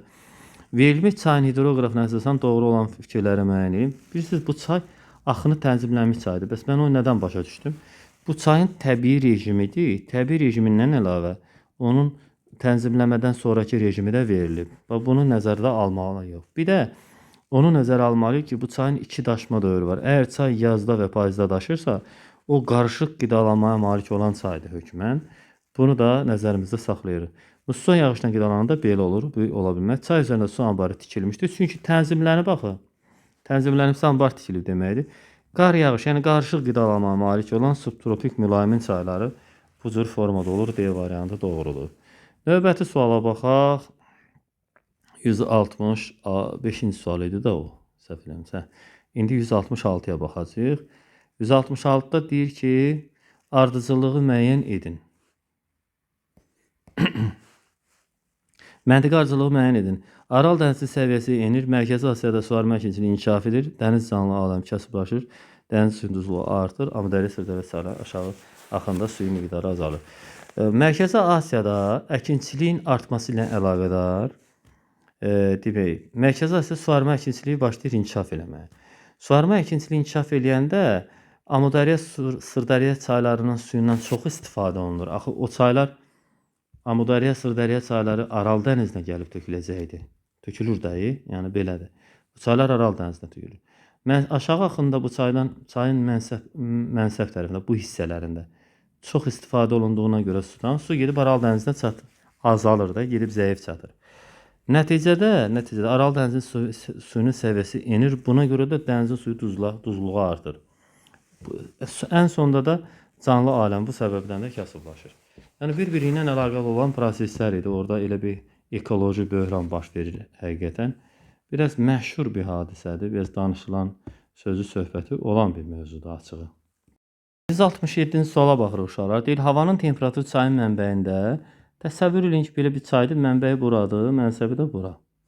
Çayın mənbəyində 9,2 dərəcə, daha doğrusu -4 dərəcə Selsi, mənsəbində isə müsbət 9,2 dərəcə Selsidir. Çayın uzunluğu, yəni el uzunluğu 2500 metr olarsa, onun orta meylliyini tapın. Bilirsiniz ki, meyillik bərabər düşmə böl el düsturundan biz istifadə edirdik. Burada el uzunluğu bizdə var, 2500'ü yazıram elə bura. Düşməni tapsaq, məsələ aydın olacaq. Çünki düşməni uzunluğa böləcək sadəcə olaraq. Burada 9,2-dən yazırıq ki, 9,2 dərəcə çıxaq. -4 bərabərdir 13,2 dərəcə. 13,2 dərəcənin içərisinə baxsaq uşaqlar görərsiniz ki, 13,2 dərəcənin içərisinə baxarsınız 2 dənə 6 var. Demək 2000 üstə gələk. 1,2 dərəcə Selsi qalır. O da 2 dənə 0,6 deməkdir. Yəni 200. Olur 2200. Buradan alınır 2200. Demək ki, çayın düşməsi olacaq. Mənbə ilə mənsəbin arasındakı hündürlük fərqidə. Yəni düşməsi olacaq 200. Uzunluq da daha doğrusu 2200. 2200. Uzunluq da 2500 olduğuna görə. İndi surət məxrəci yəni bildiyiniz kimi bölün, amma belə eləyərdim ki, mən 4-ə vurardım. Buradan 10.000 çıxardı. Yuxarıdan da 8800 çıxardı. Sonra da 2 0 aparardım. 10.000 idi. 2 0 aparardım. %88 qalacaq. Siz necə bacarırsınız? Sadəcə 2200-ü 2500-ə bölmək lazımdır. 0,88 çıxacaq cavab. Növbəti, indi o cür də olar, başqa variant da ola bilər. 168-ci sualda deyir ki, uşaqlar, havanın temperaturu çayın mənbəyində bir çaydır, mənbəyi və mənsəbi var. Mənbəyində -6 dərəcə Selsi, mənsəbində isə 10,2 dərəcədir. Bizə deyir ki, çayın uzunluğu 3600 km olarsa, çayın orta meylliyini tapın. El uzunluğu 3600 metrdir. Biz də düsturdan bilirik ki, meyillik bərabərdir düşmə böl el düsturunda. Çayın burada el uzunluğu bizdə var. El uzunluğu 3600 metrdir. Çayın düşməsi tapmaqdan ötürü, bax bunun fərqini tapacağıq. Yəni yazırıq ki, 10,2 çıx -6 bərabərdir 16,2 dərəcə Selsi. Buradan alınır ki, 16,2 dərəcənin içərisində neçə dənə 6 var? 2 dənə 6 var, olur 2000. Sonra qalır burada yerdə 4,2 dərəcə. 4,2 dərəcə 0,6 7 eləyir. 0,6 7-yə vuranda eləyir. Yəni 7 dənə 0,6 deməkdir. O da 700 yəni. Axı hər 100 metrə 0,6 dərəcədir. O səbəbdən 2700 alınır. Demək çayın uzunluğu 3600 idi. Düşməsi də 2700 alınıbsa, bunları bir-birinə böləcəksiniz. Cavab buradan 0,75 çıxacaq. D variantı doğrudur. Növbəti suala baxırıq uşaqlar. Deyir ki, sxemdə A nöqtəsi 800 metr. A nöqtəsinin yerinə 800 yazaq. Sonra B nöqtəsi isə 1200. Burada 1200 yazaq. Onda yazırıq ki, AB arasında AB bərabərdir 1 ara. O 1 aranın qiyməti də eləyir nə? Demək, belə olmaz. Bu səhv oldu. Aha. Bir dəqiqə, yanlışlıq olmuşdu. Çevirir avtomatik. Demək, AB arasında AB bərabərdir 1 ara. O, yəni A ilə B-nin arasına baxın, bir dənə ara var. O 1 aranın qiyməti də bərabərdir 1200 çıx 800 bərabər 400. Alınır ki, 1 ara olur 400. Sonra deyir ki, hündürlükdə yerləşir. D və C, D-dən C-yə axan çayın orta meyilliyi, bax D-dən C-yə axır çay. Orta meyillik, yəni M bərabərdir D böl L düsturunda meyilliyin artıq qiyməti var. 3.2-dir. Elə 10 yazıram bura. Sonra axan çayın onun uzunluğunu, yəni bu L-i tapacağıq. Demək ki, biz düşməni tapa bilərik. Nəzərə alsaq ki, çay D-dən C-yə axır və burada 1, 2, 3, 4 ara var. Biz də bir aranın artıq qiymətini bilirik. Demək 4-ü vuracaq. 400-ü 4-ə vuracaqsınız. 1600 alınır. Demək ki, çayın düşməsi də 1600-dür. Onda baxırıq ki, bu necə olsa belə alınır. Sadəcə belə bir xətti tənlik alınır. L-i 3.2-yə vurarsınız. 3.2 L bərabərdir 1600-ə. Buradan da L bərabərdir 1600 bölək 3.2-yə. Buradan da doğru cavab çıxar 500. Doğru cavab 1000-ə bölüb 2-yə vurmalı, 500. D variantı. Sonra növbəti suala baxırıq, 170-ci sual. 170-ci sualda deyir ki, sxemdə C nöqtəsinin mütləq hündürlüyü uşaqlar, C nöqtəsinin mütləq hündürlüyünü deyir. 600 metr bura yazaq. Sonra B nöqtəsinin mütləq hündürlüyü isə 1200 metr. Onda yazırıq ki, BC nöqtəsi arasında bir ara var. Həqiqətən də baxın, orada bir ara var. Bir ara var. Həmin o bir aranın qiyməti 1200 çıx 600 qədərdir. O da bərabərdir 600 metriyə. Demək ki, bir ara qiyməti eləyib 600 metrə. Bunu burada yaza biləriz. Bir ara bərabərdir 600 metrəyə. Bizə deyir ki, meyillik düsturundan istifadə olunacaq. M bərabərdir D böl L düsturundan. M bərabərdir D düşmə böl L. İndi burada uşaqlar meyilliyi bizə verib görək, yoxsa yox. Deyilən çayın uzunluğu L verilib 300 kilometr. Bizdən çayın orta meyilliyi soruşulub. Bunu tapacağıq. Düşməni isə tapa bilərik. Necə tapa bilərik? A-dan D-yə axan çayda burada 1, 2, 3 ara var. Bir aranın qiyməti də bizdə var. Yəni 600-ü burada 3-ə vuracağıq. Alınır 1800. Demək, düşmənin də qiyməti 1800-dür. Asan qiymət artıq hazırdır. M bərabərdir 1800 bölək 300, o da bərabərdir 6. Doğru cavab Y variantı. Növbəti suala baxırıq. Deyir ki, mənsəblərə uyğun gələn sıranı müəyyən edin. Yəni, verilən çayların töküldüyü mənsəb doğru gəlsin də, doğru olsun. Anqara çayı tökülür Yenisey çayına, ona görə də bu hissə doğru. Volqa çayı tökülür Xəzər dənizinə, bu doğru. Dunay çayı tökülür Qara dənizə, dəniz olduğuna görə doğru. Kongo çayı tökülür birbaşa okeana, doğru.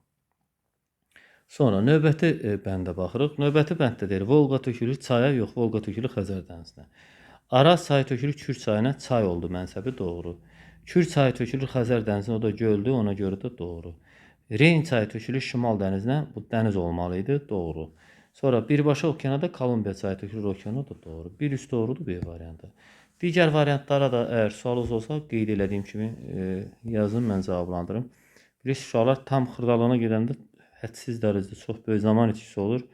Vaxt itirik və təbii ki, videoda bəzi şagirdlərimiz üçün yorucu olur. Ondan qaçmaqdan ötürü, bu yoruculuqdan, aralaşmaqdan ötürü bəzi variantlara mən baxmıram.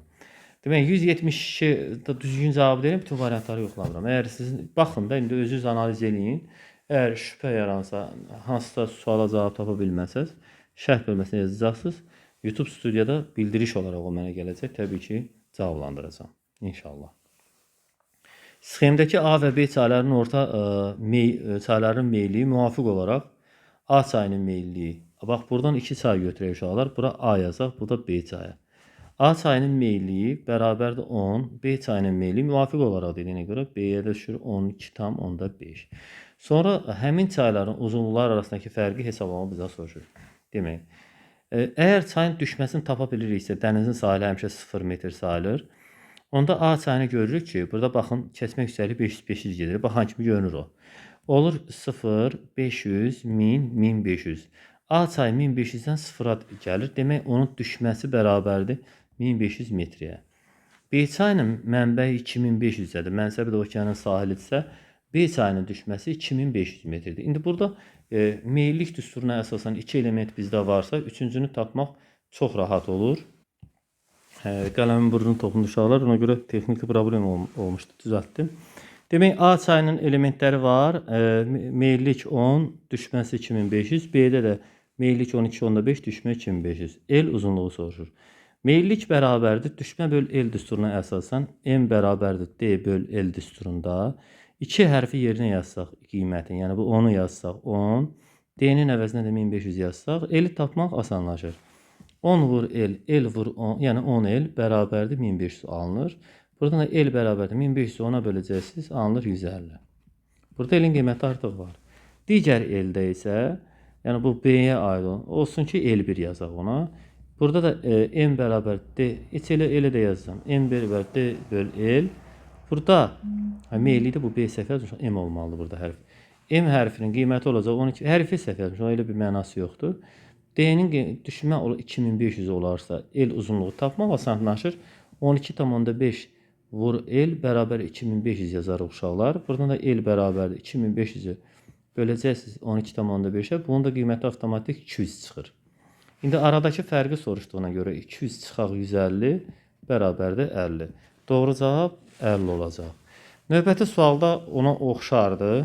Həmin sualda da yenə də AB çaylarından söhbət gedir. A çayı buradadır, B çayı burada. Və ona uyğun olan xüsusiyyətlər. Uzunluqları, bu dəfə L uzunluqları verilib. 125 kilometr birindədir. 125 kilometr. Burada da 250 kilometrdir. Sonra onların orta meyillikləri arasındakı fərqi tapmağı soruşur bizdən. Düşmələri tapa bilərik. A çayının düşməsi 2000-dən düşəcək dənizin sahilinə, yəni 0-a. Olacaq düşmə bərabərdir 1000.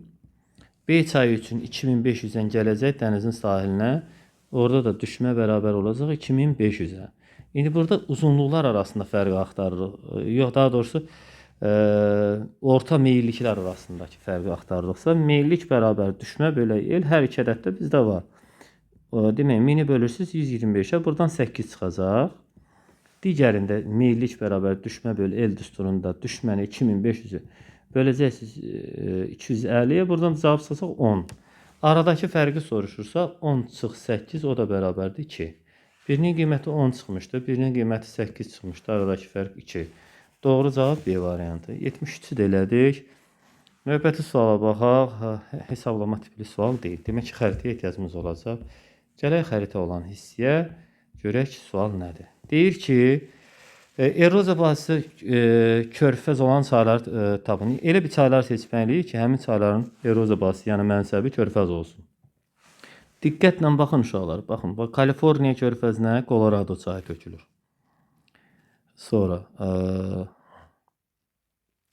Niger çayı tökülür Qvineya körfəzinə. Burada Qvineya körfəzidir. Bura Kaliforniya körfəzi idi. Sonra nə var? Mississippi çayı tökülür Meksika körfəzinə. Bura Meksika körfəzidir. Rio Grande çayı yenə də o da ABŞ-Meksika sərhədindən tökülür Meksika körfəzinə. Ona görə də bu sualın cavabı D variantı. Eroziya bahisi körfəz olan digər bir çay bizdən soruşur. Müqəddəs Lavrenti çayına baxırıq uşaqlar. Müqəddəs Lavrenti çayı tökülür Müqəddəs Lavrenti körfəzinə. Sonra Qanq çayı tökülür Bengal körfəzinə. Bu Qanq çayı buraya axır, Bengal körfəzinə tökülür. Sonra Murray çayı Avstraliyada böyük Avstraliya körfəzi var. Bura tökülür. Bir də demək Parana çayı da La Plata körfəzinə tökülür. Parana çayı buraya axır. Burada kiçik La Plata körfəzi var. Ora tökülür. Doğru cavab 175'də, ona görə A olur. Digər variantlarla bağlı mən fikrimi demişəm, təkrarlıq eləmirəm. Dediyim kimi, eroziya bahisi körfəz, yəni demişdim ki, aydın olmayan məqamları şərh bölməsinə yazın. Eroziya bahisi körfəz, dəniz və okean olan müvafiq çayları müəyyən edin. Yəni müvafiq deyəndə sırası ilə də birinci körfəz olsun, ikinci demək dəniz olsun, üçüncü də okean olsun.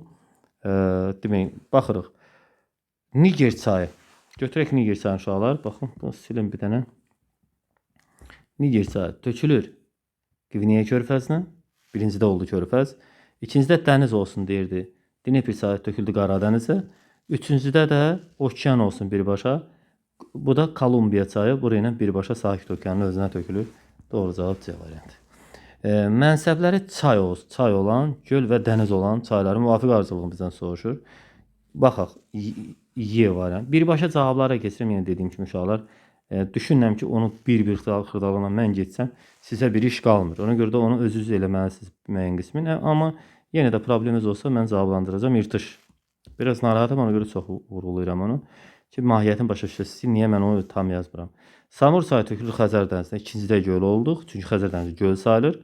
Üçüncüdə dənizli Mekong çayı Cənubi Çin dənizinə tökülür. O da dəniz oldu. Doğru cavab Y variantı. Sonra keçdik 178-ci sualda bizə deyir ki, sxema sınavdan B yaxın və uzunluqları 2000 km çayların orta meylinin artma ardıcıllığı müəyyən edin. Hansının düşməsi daha böyüksə, o meyillikdə çoxdur da. Burada arada 100 fərq var. 100 mm civəsütü 1000 metr düşmə deməkdir. Bunların arasında 760 710 50 fərq var. 50-də 500 metr. 50 mm civəsütündə 500 metr deməkdir.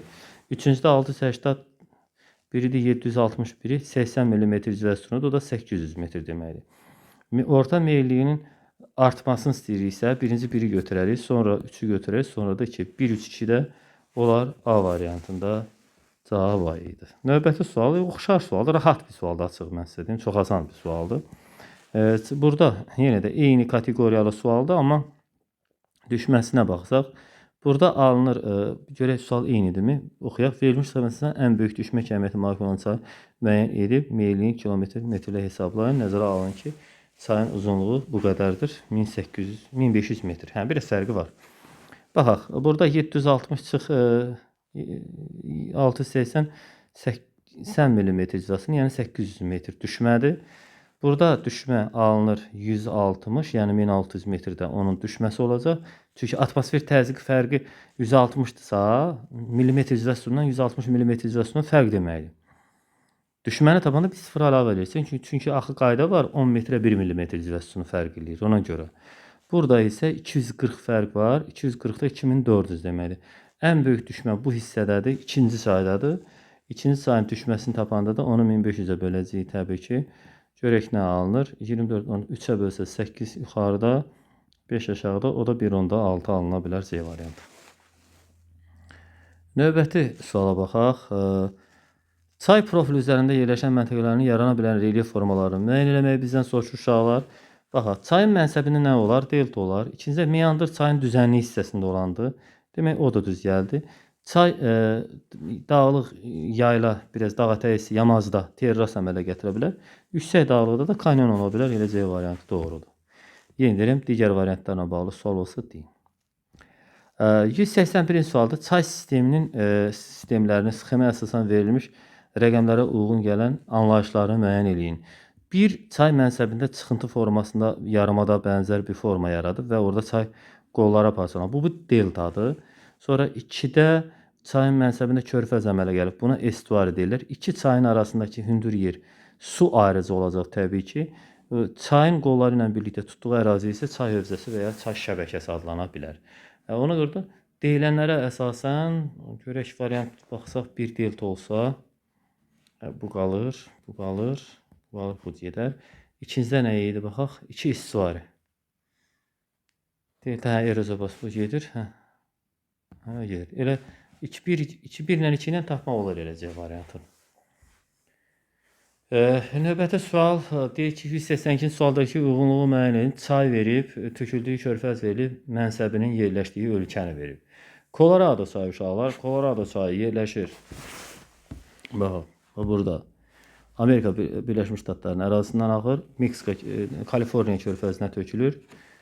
Kaliforniya körfəzi isə ABŞ-ın yox, Meksikanın ərazisində yerləşir. Ona görə də 1-ə gedər Kaliforniya, 1-ə 2 Meksika, yəni 1-ə 2B olacaq. 1-ə 2B görək hansı variantda var. Bu digər variantlar çıxdıq, qaldıq 2 variantda. Parana çayı yerləşir, töküldüyü körfəz, La Plata körfəzi olmalı. 2-ə 3 getməlidir hökmən. 2-ə 3 bu variantda getməyib, bu düzdür. A-dakı ölkə Argentina. Argentina Uruguay sərhədinə yaxındır. Sonra keçdik 3'ə 1 Laura. Bu Fransanın arasındadır bax burada Luara çayı. Fransa olacaq və körfəzdəki Biskay körfəzidir. Biskay körfəzi, yəni 3'ə 1 Fransızca, 3'ə 1 doğru. Bu da o tipli bir sualdır. 183-cü suala baxırıq uşaqlar. Demək burada çaylar qolu və mənsəb formasıdır. Xəritəyə bir dənə baxaq. Ob çayı elə desən işarələmişdi orada. Ob çayı burada yerləşir. Qolu işim irtiş top oldu. Elə irtiş burada görünür, yazılıb görürsüz. Demək obun qolu irtiş olacaq. 1'ə 3 gedir. 1'ə 3 gedirsə 3 variant geçsin.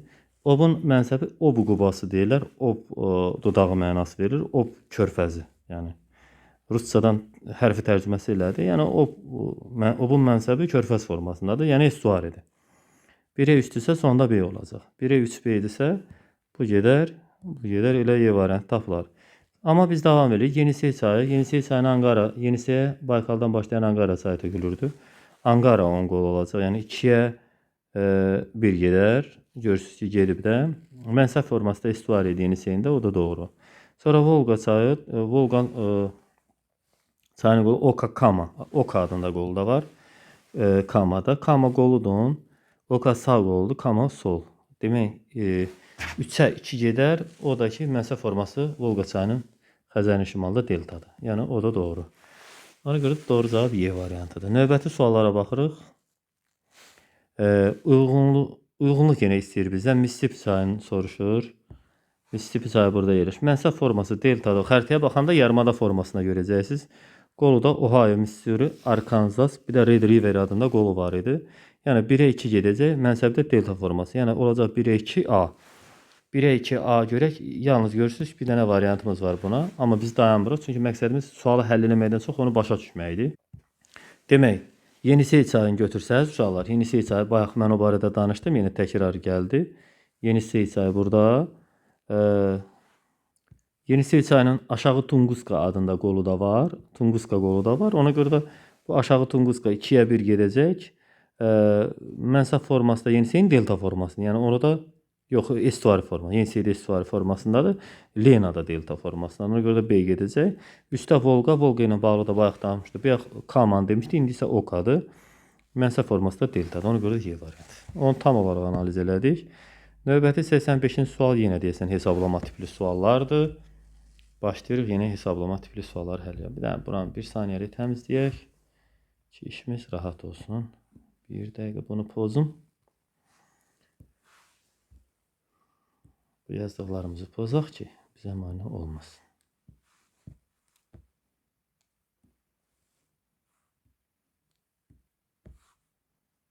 Deyəsən bu sonuncu idi.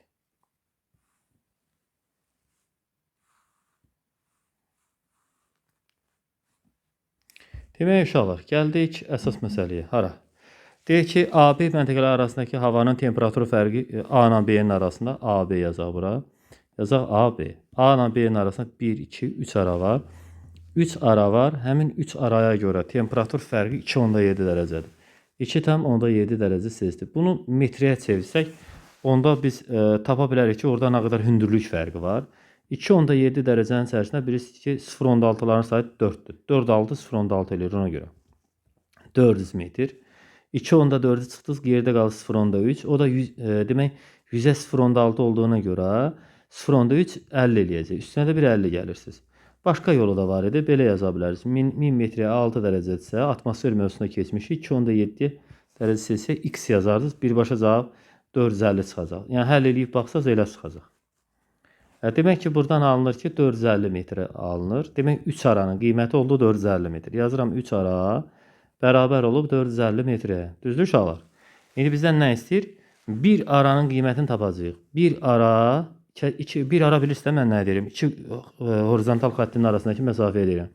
450-ni, bu nədir 4500 yazmışıq? 450-ni 3'ə böləndə 150 alınır. Demək bir aranın qiyməti 150. İndi biz M-dən B-yə axan çayın düşməsini tapa bilərik. 1 ara, 2 ara, 3 ara, 4 ara, 5 ara, 6 ara. Demək 6 ara var deyə 6 vuraq 150'yə bərabərdir 900 metrə. Orada 900 metr fərq var. Çayın uzun deməyim m bərabərdir. Düşmə böl L düsturuna əsasən D-nin qiyməti düşmə bizdə artıq var. 10 ilə yazıram bura. Bax D-nin yerinə 900 yazıram.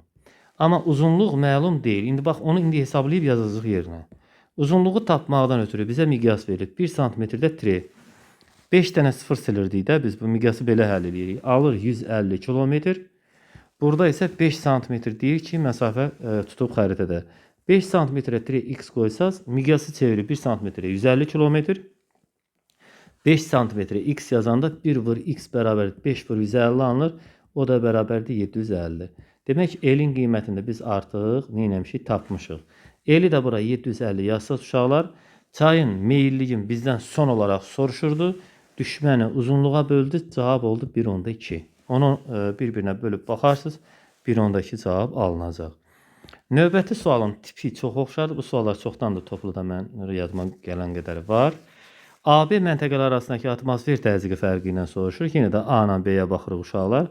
A ilə B-nin arasında baxırıq ki, neçə ara var. Atmosfer mövzusunda belə eləyirdik də biz. 1, 2, 3 ara. Burada 3 ara var. 3 ara bərabərdir. A ilə B-nin arasındakı 3 ara bərabərdir. Demək, nə qədərdir atmosfer təzyiqi fərqi? 45 mm civə sütunu. Yaxşı görünmür PDF-də, amma 45 mm civə sütunudur.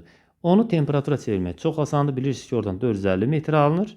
Bərabər də olmaz, uyğundur qoyulmalıydı da. 3 ara olur 450 metr. Bərabər işarəsi riyazi cəhətdən düz deyil, başa düşmək üçün yazmışam. 3 ara uyğun gəlir 450 metrəyə. Bizdən bir aranı taparkən təbii ki 450-ni 3-ə böləcəksiniz 150. Demək, kəsmə yüksəkliyi, yəni bir aranın qiyməti 150 alınıb. Bizdən çayın meyilliyini, orta meyilliyini hesablamağı soruşur. Meyillik bərabər, düstur belə idi, düşmə bölək L. Burada çayın düşməsini biz tapa bilərik. Çünki kəsmə yüksəkliyi bizdə var. Bir aranın qiyməti yəni bizdə var. Çayın M məntəqəsindən B məntəqəsinə, yəni axan çayın, bu çayın düşməsini tapanda araları sayırıq. 1, 2, 3, 4, 5, 6 ara var. Bir aranın qiyməti 150 olduğuna görə yazarıq ki, 150 vuraq 6, o da bərabər 900. Bayaqki ədədin özü alınır.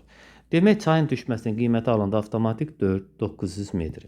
İndi çayın uzunluğunu tapacaqsınız. Uzunluğunu tapanda bu miqyası çevirib bu santimetri hesablayırıq. 1 santimetrdə tre 5 dənə sıfır buradan götürsəz, alınacaq 250 kilometr. Demək, miqyasımız 1 santimetrdə 250 kilometrdir.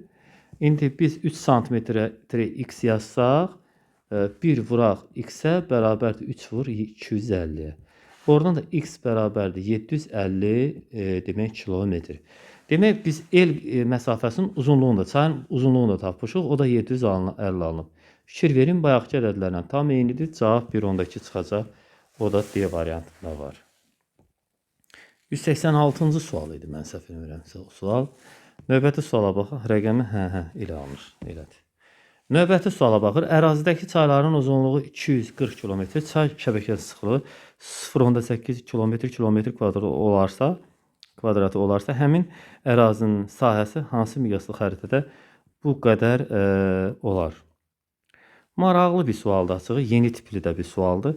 Çay şəbəkəsinin sıxlığı, yəni bərabərdir. Çay şəbəkəsinin sıxlığı S sıxlığı bərabərdir. Ərazidə olan çayların uzunluqları cəmi L bölək F idi düstur. Hərf fərqli ola bilər, hərflər müxtəlif ola bilər. Sıxlıq bərabərdir, uzunluqlar cəmi bölək sahə. Burada ərazidəki çayların uzunluqları 240-dırsa, L-in yerində 240 qalır avtomatik. Sonra çay şəbəkəsinin sıxlığı da 0.8-dirsə, artıq F-i tapmaq asanlaşır. 0.8 vur F bərabərdir 200. Bu istənilən hərf ola bilər. Yəni, bu elə də önəmli deyil. F bərabər 240, belə yazacağım bunu. Bölək 10-8 olanda, vuraq 8-də 10 alınır da, bilirsiniz. 8-ə ixtisar getsə 3 alınır, o da 30, 300. Buradan cavab çıxır, 300 alınır. F bərabər olur 300-ə. Demək, F-in qiyməti 300-dür. Bunu tapdıq. İkincidə deyir ki, demək, biz nəyə tapmışdıq? Ərazinin sahəsi. Bizdən soruşur ki, hansı miqyaslı xəritə bu qədər alınır? Demək, 12 cm kvadratına uyğun gəlib 300 km kvadrat. Bizim tapdığımız. Miqyası tapanda 1 cm kvadrata siz x qoyurdunuz həmişə. Oradan 12 vur x bərabərdir 300 alınır uşaqlar. X bərabərdir 300 bölək 12-yə. 12'yə. X bərabərdir. Bu aşağı hissəni silim, qarışmasın. 12'yə bölsək 3 ixtisar getsə burada 100 böl 4 alınır, o da 25. Doğru cavab 25 alınır, 5 dənə də 0 əlavə edəcəyiz uşaqlar. Doğru cavab C variantı. Yox, burada bir məsələ var uşaqlar. Biz bu biraz tələsdik. Baxın, biz indi nə tapmışıq? Gəlin bu tapdığımızı yazaq yerinə, miqyas kvadratını tapmışıq biz. 1 sm kvadratda alınmışıq 25 km kvadrat. Düzdür? Miqyas adi halda kvadratla təqdim olunmur. Bu olmalıdır 1 sm kökə getdi. 25 də kökə gedir 5 km. Sonra da 5 0 əlavə eləyəndə alınır Y variantı 500 min. Maraqlı bir sual idi. O tipli sual xatırlamıram. İndi ola bilsin ki, rast gəlibsə də nə vaxtsa, ancaq mən xatırlamadım. Nəyə görə o xatırlamadım sözünü çox deyirəm? Çünki birisi əgər o testlər təzədirsə, onun düşmə ehtimalı biraz çox olur. Daskanı silib təmizlədim. Daha doğrusu bu yazı masasını təmizlədim. Ona görə videoya qısa fasilə vermişdim. Ərazidəki çayların uzunluğu, ümumi uzunluğu 180 km, çay şəbəkəsinin sıxlığı 2.5 olarsa, dediyim kimi S sıxlığı bərabərdə ərazidə olan çaylar bölə F sahəyə. Burada uzunluq bizdə var, elin əvəzinə 180-dir. Çay şəbəkəsinin sıxlığı bu da var, 2.5-dir. Bayaqki sualın eynisidir. Bizdən soruşur ki, 2 sm kvadrat hansı miqyaslı xəritədə tapmaq olar? Biz onu tapmadan ötürü bu sahəni tapıb, uyğunlaşdırıb miqyası tapmalıyıq. Demək, buradan alınır ki, F-i vuracaq 2.5-ə, 2.5 F bərabərdir 180-ə. Buradan da F bərabərdir 180 bölək 2.5-ə. 2'ye vursak 360'ın 5'e nisbətidir. O da ona böyle bir şey 72. X buradan 72 alınacaq uşaqlar. 72 alınır. 72. Demək biz 72 kilometr kvadrat sahə almışıq.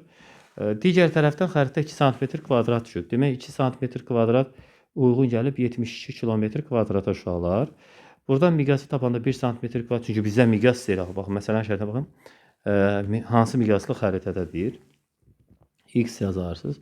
2 vur demək. Yazırıq 2 vur X bərabərdir. 1 vuraq 72'ye. Yəni 72. X bərabərdir 36. Nə? X nəyin aşağısındadır?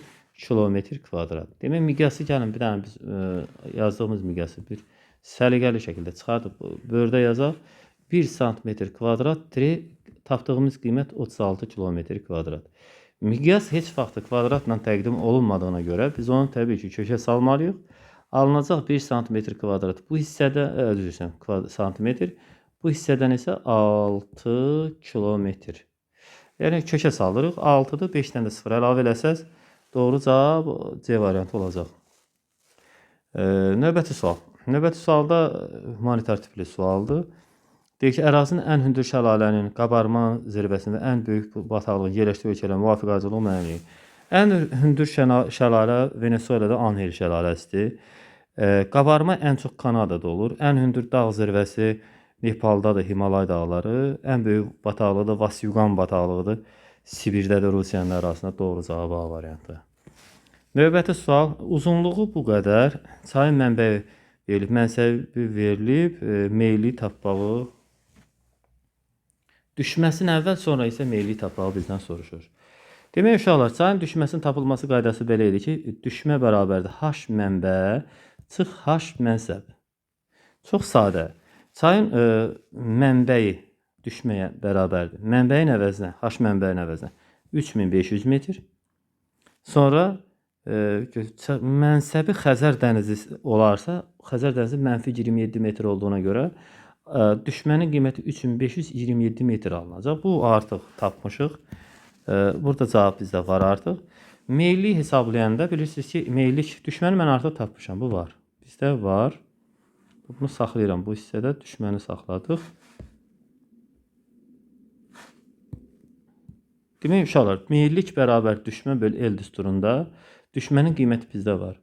3527 metr.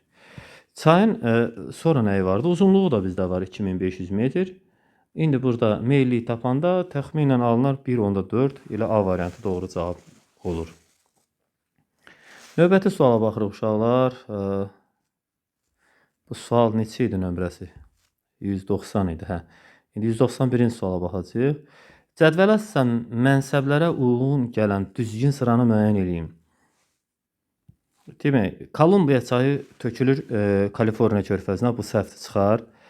Amudariya çayı tökülür Aral dənizinə, o da göl sayılır, doğrudur.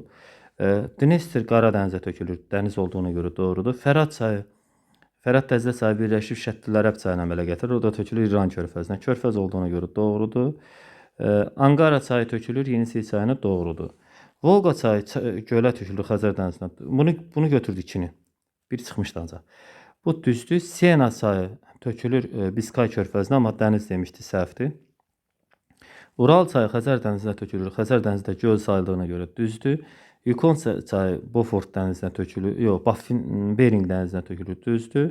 Sonra Qanq çayı tökülür Bengal körfəzinə, o da düzdür. İrtışda Obun qoludur, o da düzdür. 2-4 olduğuna görə C variantı avtomatik cavabdır. Sırdərya gölə tökülür Aral dənizinə. Orinoco çayı tökülür birbaşa okeana tərəf gedir, o doğru deyil. Dəclə Fərat çayı Lena özü də məsələn birbaşa okeana tökülür, ona görə A5-də çıxar. Bunu çıxırıq. Növbəti suala baxaq.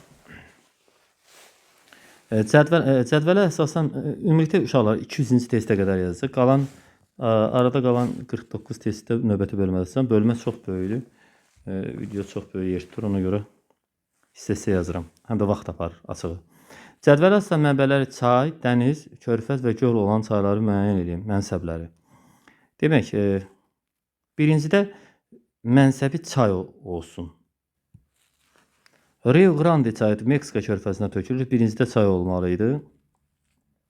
Ona görə bu düz deyil. Sonra Volqa çayı tökülür Xəzər dənizinə, doğru deyil. Missouri çayı tökülür Mississippi çayına, bu düzdür. İkincidə demək, Dnepr çayı tökülür Qara dənizdə, ikincidə dəniz olmalı idi, düzdür. Üçdə Mississippi çayı tökülür demək, körfəzə, körfəz olmalı idi. 4-də də göl olmalı idi. Xəzər dənizinə tökülür, Xəzər dənizi göl sayılır da, ona görə də Uralda düzdür. 3-ü götürəcəyik uşaqlar. Demək, növbəti bənddə Niger çayı çaya tökülməli idi birincidə. Amma Niger çayı Qvineya körfəzinə tökülür, düz deyil. Oka çayı Volqa çayının qoludur, çaya tökülür. Mackenzie çayı dənizə tökülür, dəniz olmalı idi. Sonra Dəzlə çayı, Fərat Dəzlə çayı körfəzə, İran körfəzinə tökülür, doğrudur. Amudariya çayı da Aral dənizinə, yəni Aral dənizi bir hissə göl sayılır, ona görə 5-də doğrudur. 3-5-dən B variantı doğrudur. Euler-Venn diaqramına əsasən alt və üst bataqlıqların arasındakı fərqli və oxşar xüsusiyyətləri bizdən soruşur. Uşaqlar, alt bataqlıqlar yeraltı sularından qidalanır, yeraltı.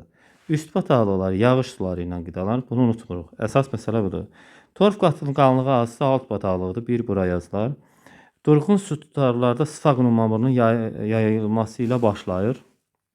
Hər ikisində ola bilər, ona görə də ikisini ortaq cəhət olaraq yazırıq. Sonra keçdik, mühüm təsərrüfat əhəmiyyətinə malikdir. Bunu da hər ikisində təsərrüfat əhəmiyyətinə malikdir, ola bilər hər ikisi üçün.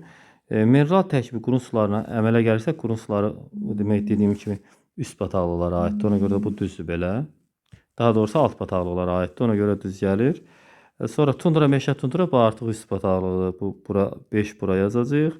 Torfdan əsasən yanacaq kimi istifadə olunur. O da demək üst bataqlıqlara aiddir. Doğru cavab Y variantı. 93-cü sualda həll elədik. 94-ə baxırıq. Burada isə 3 çayın müqayisəsi var. Demək, deyir ki, Euler-Venn diaqramına əsasən uyğun bəndləri müəyyən edin. Lena çayı, Nil çayı, bir də Mekong çayı. Demək, Asiya qitəsində yerləşirsə, birisi ki, Nil çayı Afrikadadır. Nil buradadır. Lena budur. Bu tərəfdə biraz belə. Mekong çayı da isə burada. Yəni, burada Asiya deyirsə, bu Nilə aid olmayacaq. Bu bu hissənin ortaq cəhətdir. Sonra keçdik, delta üçündə də deltadır. Ona görə hamısının ortaq cəhəti gedəcək. Sonra şimal istiqamətinə axır deyirsə, Mekong cənuba doğru axır. Amma qalan ikisi şimala doğru idi. Bu ikisi Nillə Lena. Nillə Lenaya yazacaq bunu. Bu şimal istiqamətinə axır sözün. Mənsəbində həli sıx məskunlaşıb, Lena soyuq yerdədir. Lena ola bilməz. Bu Nillə Mekonga aiddir. 4 burada.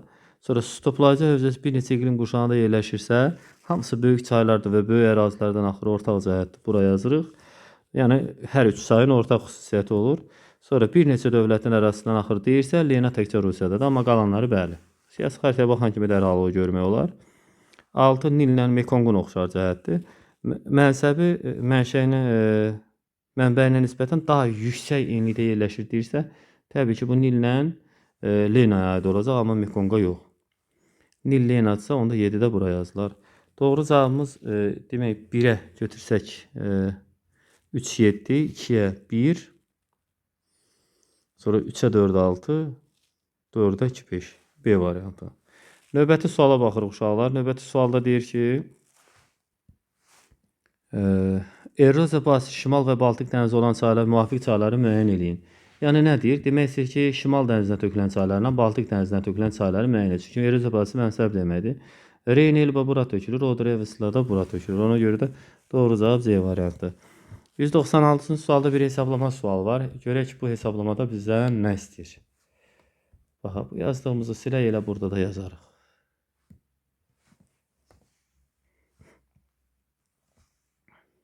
Demək, deyək ki, uzunluğu, burada uşaqlar orta meyilli tapılmasına istifadə olunacaq. Ona görə də M bərabərdir D böl L düsturu. Meyilli tapılması düsturunu dərhal yazıram. Uzunluğun qiyməti bizə verilib 2500 ilə bura qeyd edirəm. 2500 düşməni tapacağıq. Bizdən nə istəyir? Deyir ki, düşməni tapmaq üçün müəyyən dolayı yollar var. Nədir o dolayı yollar? Deyir ki, çayın mənbəyi El, mənsəbi isə M məntəqəsindədir. M məntəqəsində. MF məntəqələri arasındakı atmosfer təzyiqi MF yazıram bura. Burada MF-ə baxsaq uşaqlar görəcəksiniz ki, bir ara var M ilə F-in arasında. Bir ara bərabərdir 75 millimetr civə sütunu. Millimetr civə sütunu. Siz də bilirsiniz ki, 75 millimetr civə sütunu metrəyə çevirəndə o 750 metr alınır. Demək ki, bir aranın qiyməti bir ara bərabər olur 750 metrəyə. Bunu qeyd elədik. Bərabərlik işarəsi qoyulmamalıdır. Uyğun olur olsun. Belə yazıq. Onda bir aranın qiymətini biz tapmışıq. Onda belə çıxır ki, L-dən M-ə axan çayın düşməsini də tapa bilərik rahat. 1, 2, 3, 4 ara var. Hər aranın qiyməti bu qədərdirsə, 750-ni vurursunuz 4-ə. Bərabər olacaq 3000 metr. Artıq çayın düşməsini tapmışıq. Düşmə, baxki düsturda düşmə yox idi, indi var. 3000 metrəni 250-yə 2500-ə böləndə cavab 1.2 alınacaq. Demək, meyillik bizdə var. Onu tapmışıq 1.2. İkinci hissədə bizdə çayın F məntəqəsinə deyirdi ki, burada məsələn şərtində var idi ki, qələmi nazik eləyək, mən fikrimi sizə rahat deyim. Deyirdi ki, bax, suala fikir verin. Deyirdi, M məntəqəsində havanın temperaturu 10 dərəcə olarsa, F-də havanın temperaturunu tapın. İndi buraya yazıram 10 dərəcə Selsi. F-i tapırıq. F-i tapacağıq. Buranı axtaracaq. Nəzərə alın ki, uşaqlar, nəzərə alın ki, burada demək, MF arasında 750 metr fərq var. Əgər 750 metrdirsə, 700-ə görə eləcək 100 metr 0.6 da axı, 700-ə görə olacaq 0.6 vur 7, yəni 4.2 dərəcə Selsi. 50 metrəyə görə olacaq 100 metr 0.6-dırsa 50 0.3 eləyəcək. Buradan 4.5 dərəcə fərq alınır. Demək, MF arasında 4.5 dərəcə fərq var. Nəzərə alsaq ki, M-dən F-ə gedəndə yuxarıya qalxdığımıza görə 10 çıx 4.5, o da bərabərdir 5.5 alınacaq. Demək ki, F nöqtəsinin temperaturu bərabərdir 5.5, aradakı meyilliyi də 1.2 tapmışıq. Elə Y variantı burada gözümüzün önündədir. Növbəti suala baxırıq. Bu tipli sualları biz eləmişik uşaqlar əslində götürəndə. Ancaq görək bizdən nə istəyir? Xəritəyə ehtiyac olacaq hər halda. Düşünürəm ki, çünki xəritə ilə bağlı sualdır. Deyir ki, çaylar verilib, töküldüyü körfəz və mənsəbi yerləşdiyi ölkə. Loira çayı yerləşir Fransada uşaqlar. Fransada tökülür Biskay körfəzinə. Biraz qalın elədim. Loira çayı yerləşir Biskay körfəzinə tökülür və Fransanın ərazisində yerləşir. 1-ə 4B getməlidir uşaqlar. Avtomatik görürsük burada variant Y olaraq görünür dərhal. Bunu da cavabını birbaşa tapmışıq. Ancaq buna kifayətlənməyəcək də, məsələn, həll eləyəcək axıra qədər. Sonra ikinci də Qanq çayı tökülür Bengal körfəzinə. Buradan Qanq çayı axırı tökülür Bengal körfəzinə. O görünən bir cavabdır. Və o da Bangladeş dövlətinin ərazisinə tökülür həm də. Ona görə də Bangladeş yazılacaq. Yəni 2-yə 3A olacaq. Sonra Colorado çayı buradan tökülür ABŞ-ın ərazisindən gəlir. Tökülür Kaliforniya körfəzinə. Amma Kaliforniya körfəzi Meksikanın ərazisindədir. Olur 3-ə Kaliforniya körfəzi amma Meksika. 3-ə 1C Görürsünüz ki, bütün şərtlər ödəndi. O cavab doğru oldu. Son 2 sualdayıq, 3 sualdayıq uşaqlar. Göllərin səviyyəsinin mütləq hündürlüyünə görə azalan sırasını bizdən istədi uşaqlar. Dünyanın ən hündür gölü, Titicaca gölü 3812 metr hündürlükdə yerləşir. Sonra Baykal gölünə baxın, kifayət qədər qəhvəyi bir ərazidir. Demək ki, onun kifayət qədər hündürlüyü var. Sonra burada Eyyeri gölü -16 metr. Demək nə alınır? 3812 bu ən hündür idi. Oldu ən hündür. Sonra çox hündür bir yer. Yəni xeyli hündür. Yəni hündür yazıram sadəcə. Yüksək bir ərazi. -16 aşağı bir ərazi. Sonra Xəzər dənizi deyir. O da -20 idi. O lap aşağı. Demək ki, Titicaca, Baykal, Eyyir, Xəzər göllərin ardıcıl desək, məntiqə uyğun cavab tapa bilərik. Sonra cədvələ əsasən doğru sıranı tapın və həmin çayların ortaq xüsusiyyətlərini müəyyən eləyin deyir. Demək uşaqlar, qışda buz bağları, gəmiçilik kanalları ilə dünya okeanı ilə əlaqə var. 2 bəndinə Sena çayınadır. Heç bir məntiqə uyğun deyil. Birinci, bir neçə ölkə ərazisindən keçir, üzərində şəlalələrə rast gəlinir. Niger çayının üzərində şəlalə biz keçməmişik, Reynin, Amudaryanında keçməmişik. Yəni bu 2 variant olmur. Meridional istiqamətdə axırlar mənbələr yüksək dağlıda yerləşir. 4-ə bax. Həm də düz olmalıdır. Meridional istiqamətdə Odra çayı ola bilər. Rio Grande meridional istiqamətində deyil. Heç onu digər onun hara töküldüyünə heç baxmıram ona görə. Sonra 5 hövzəsindəki 2 yarımkürədə yerləşir, sərhəd çaylarıdır. 5 Amur, Çin, Rusiya çayı Mekongda, amma Yenisey tam Rusiyanın arasında yerləşir. Ona görə də o cavab doğru deyil. Səviyyələri mövsümdən asılı olaraq dəyişir, əhalinin su təchizatında istifadə olunur. Zambezi subekvatorialda ola bilər, Mississippi yaz payız aylarıdır, Volqada yaz payız aylarıdır. İndi baxaq görək digər xüsusiyyətlər də düz gəlirmi? Mənsəbi boğazda Zambezi çayı bəli boğaza tökülür, Mozambik boğazına tökülür. Burada. Zambezi Mozambik boğazına tökülür. Mississippi çayı tökülür Meksika körfəzinə. Bu da düzdür. Volqa çayı isə gölə tökülür, yəni Xəzər dənizinə tökülür. Xəzər dənizi birisi göldür əslində. Ona görə də bu 5 də düz gəlir. O belə bir maraqlı bir sual idi. Bizə deyir, xəritə sıxbəsində donan və donmayan. Donan çaylar soyuq ərazidə yerləşən çaylardır uşaqlar. Donmayanlar isə isti ərazidə. Yəni bu çox asan bir sual idi açığı. Donan 1-ə 1-3-6 gedəcək. Sonra da 2-5-dir. 2-cü sualda həll elədik. Növbəti videolarda görüşənə qədər kanala abunə olub videonu bəyənməyi unutmayın. Dostlarınızla da məsləhət bilsəz paylaşarsınız. Hansı bölgədən izlədiyinizi hökmən qeyd edin. Həm mənim üçün, şəxsən mənim üçün çox maraqlıdır. Bir də ki, kanalın videonun yayımlanması üçün də xeyri var. Təşəkkürlər. Allah amanında görüşərik.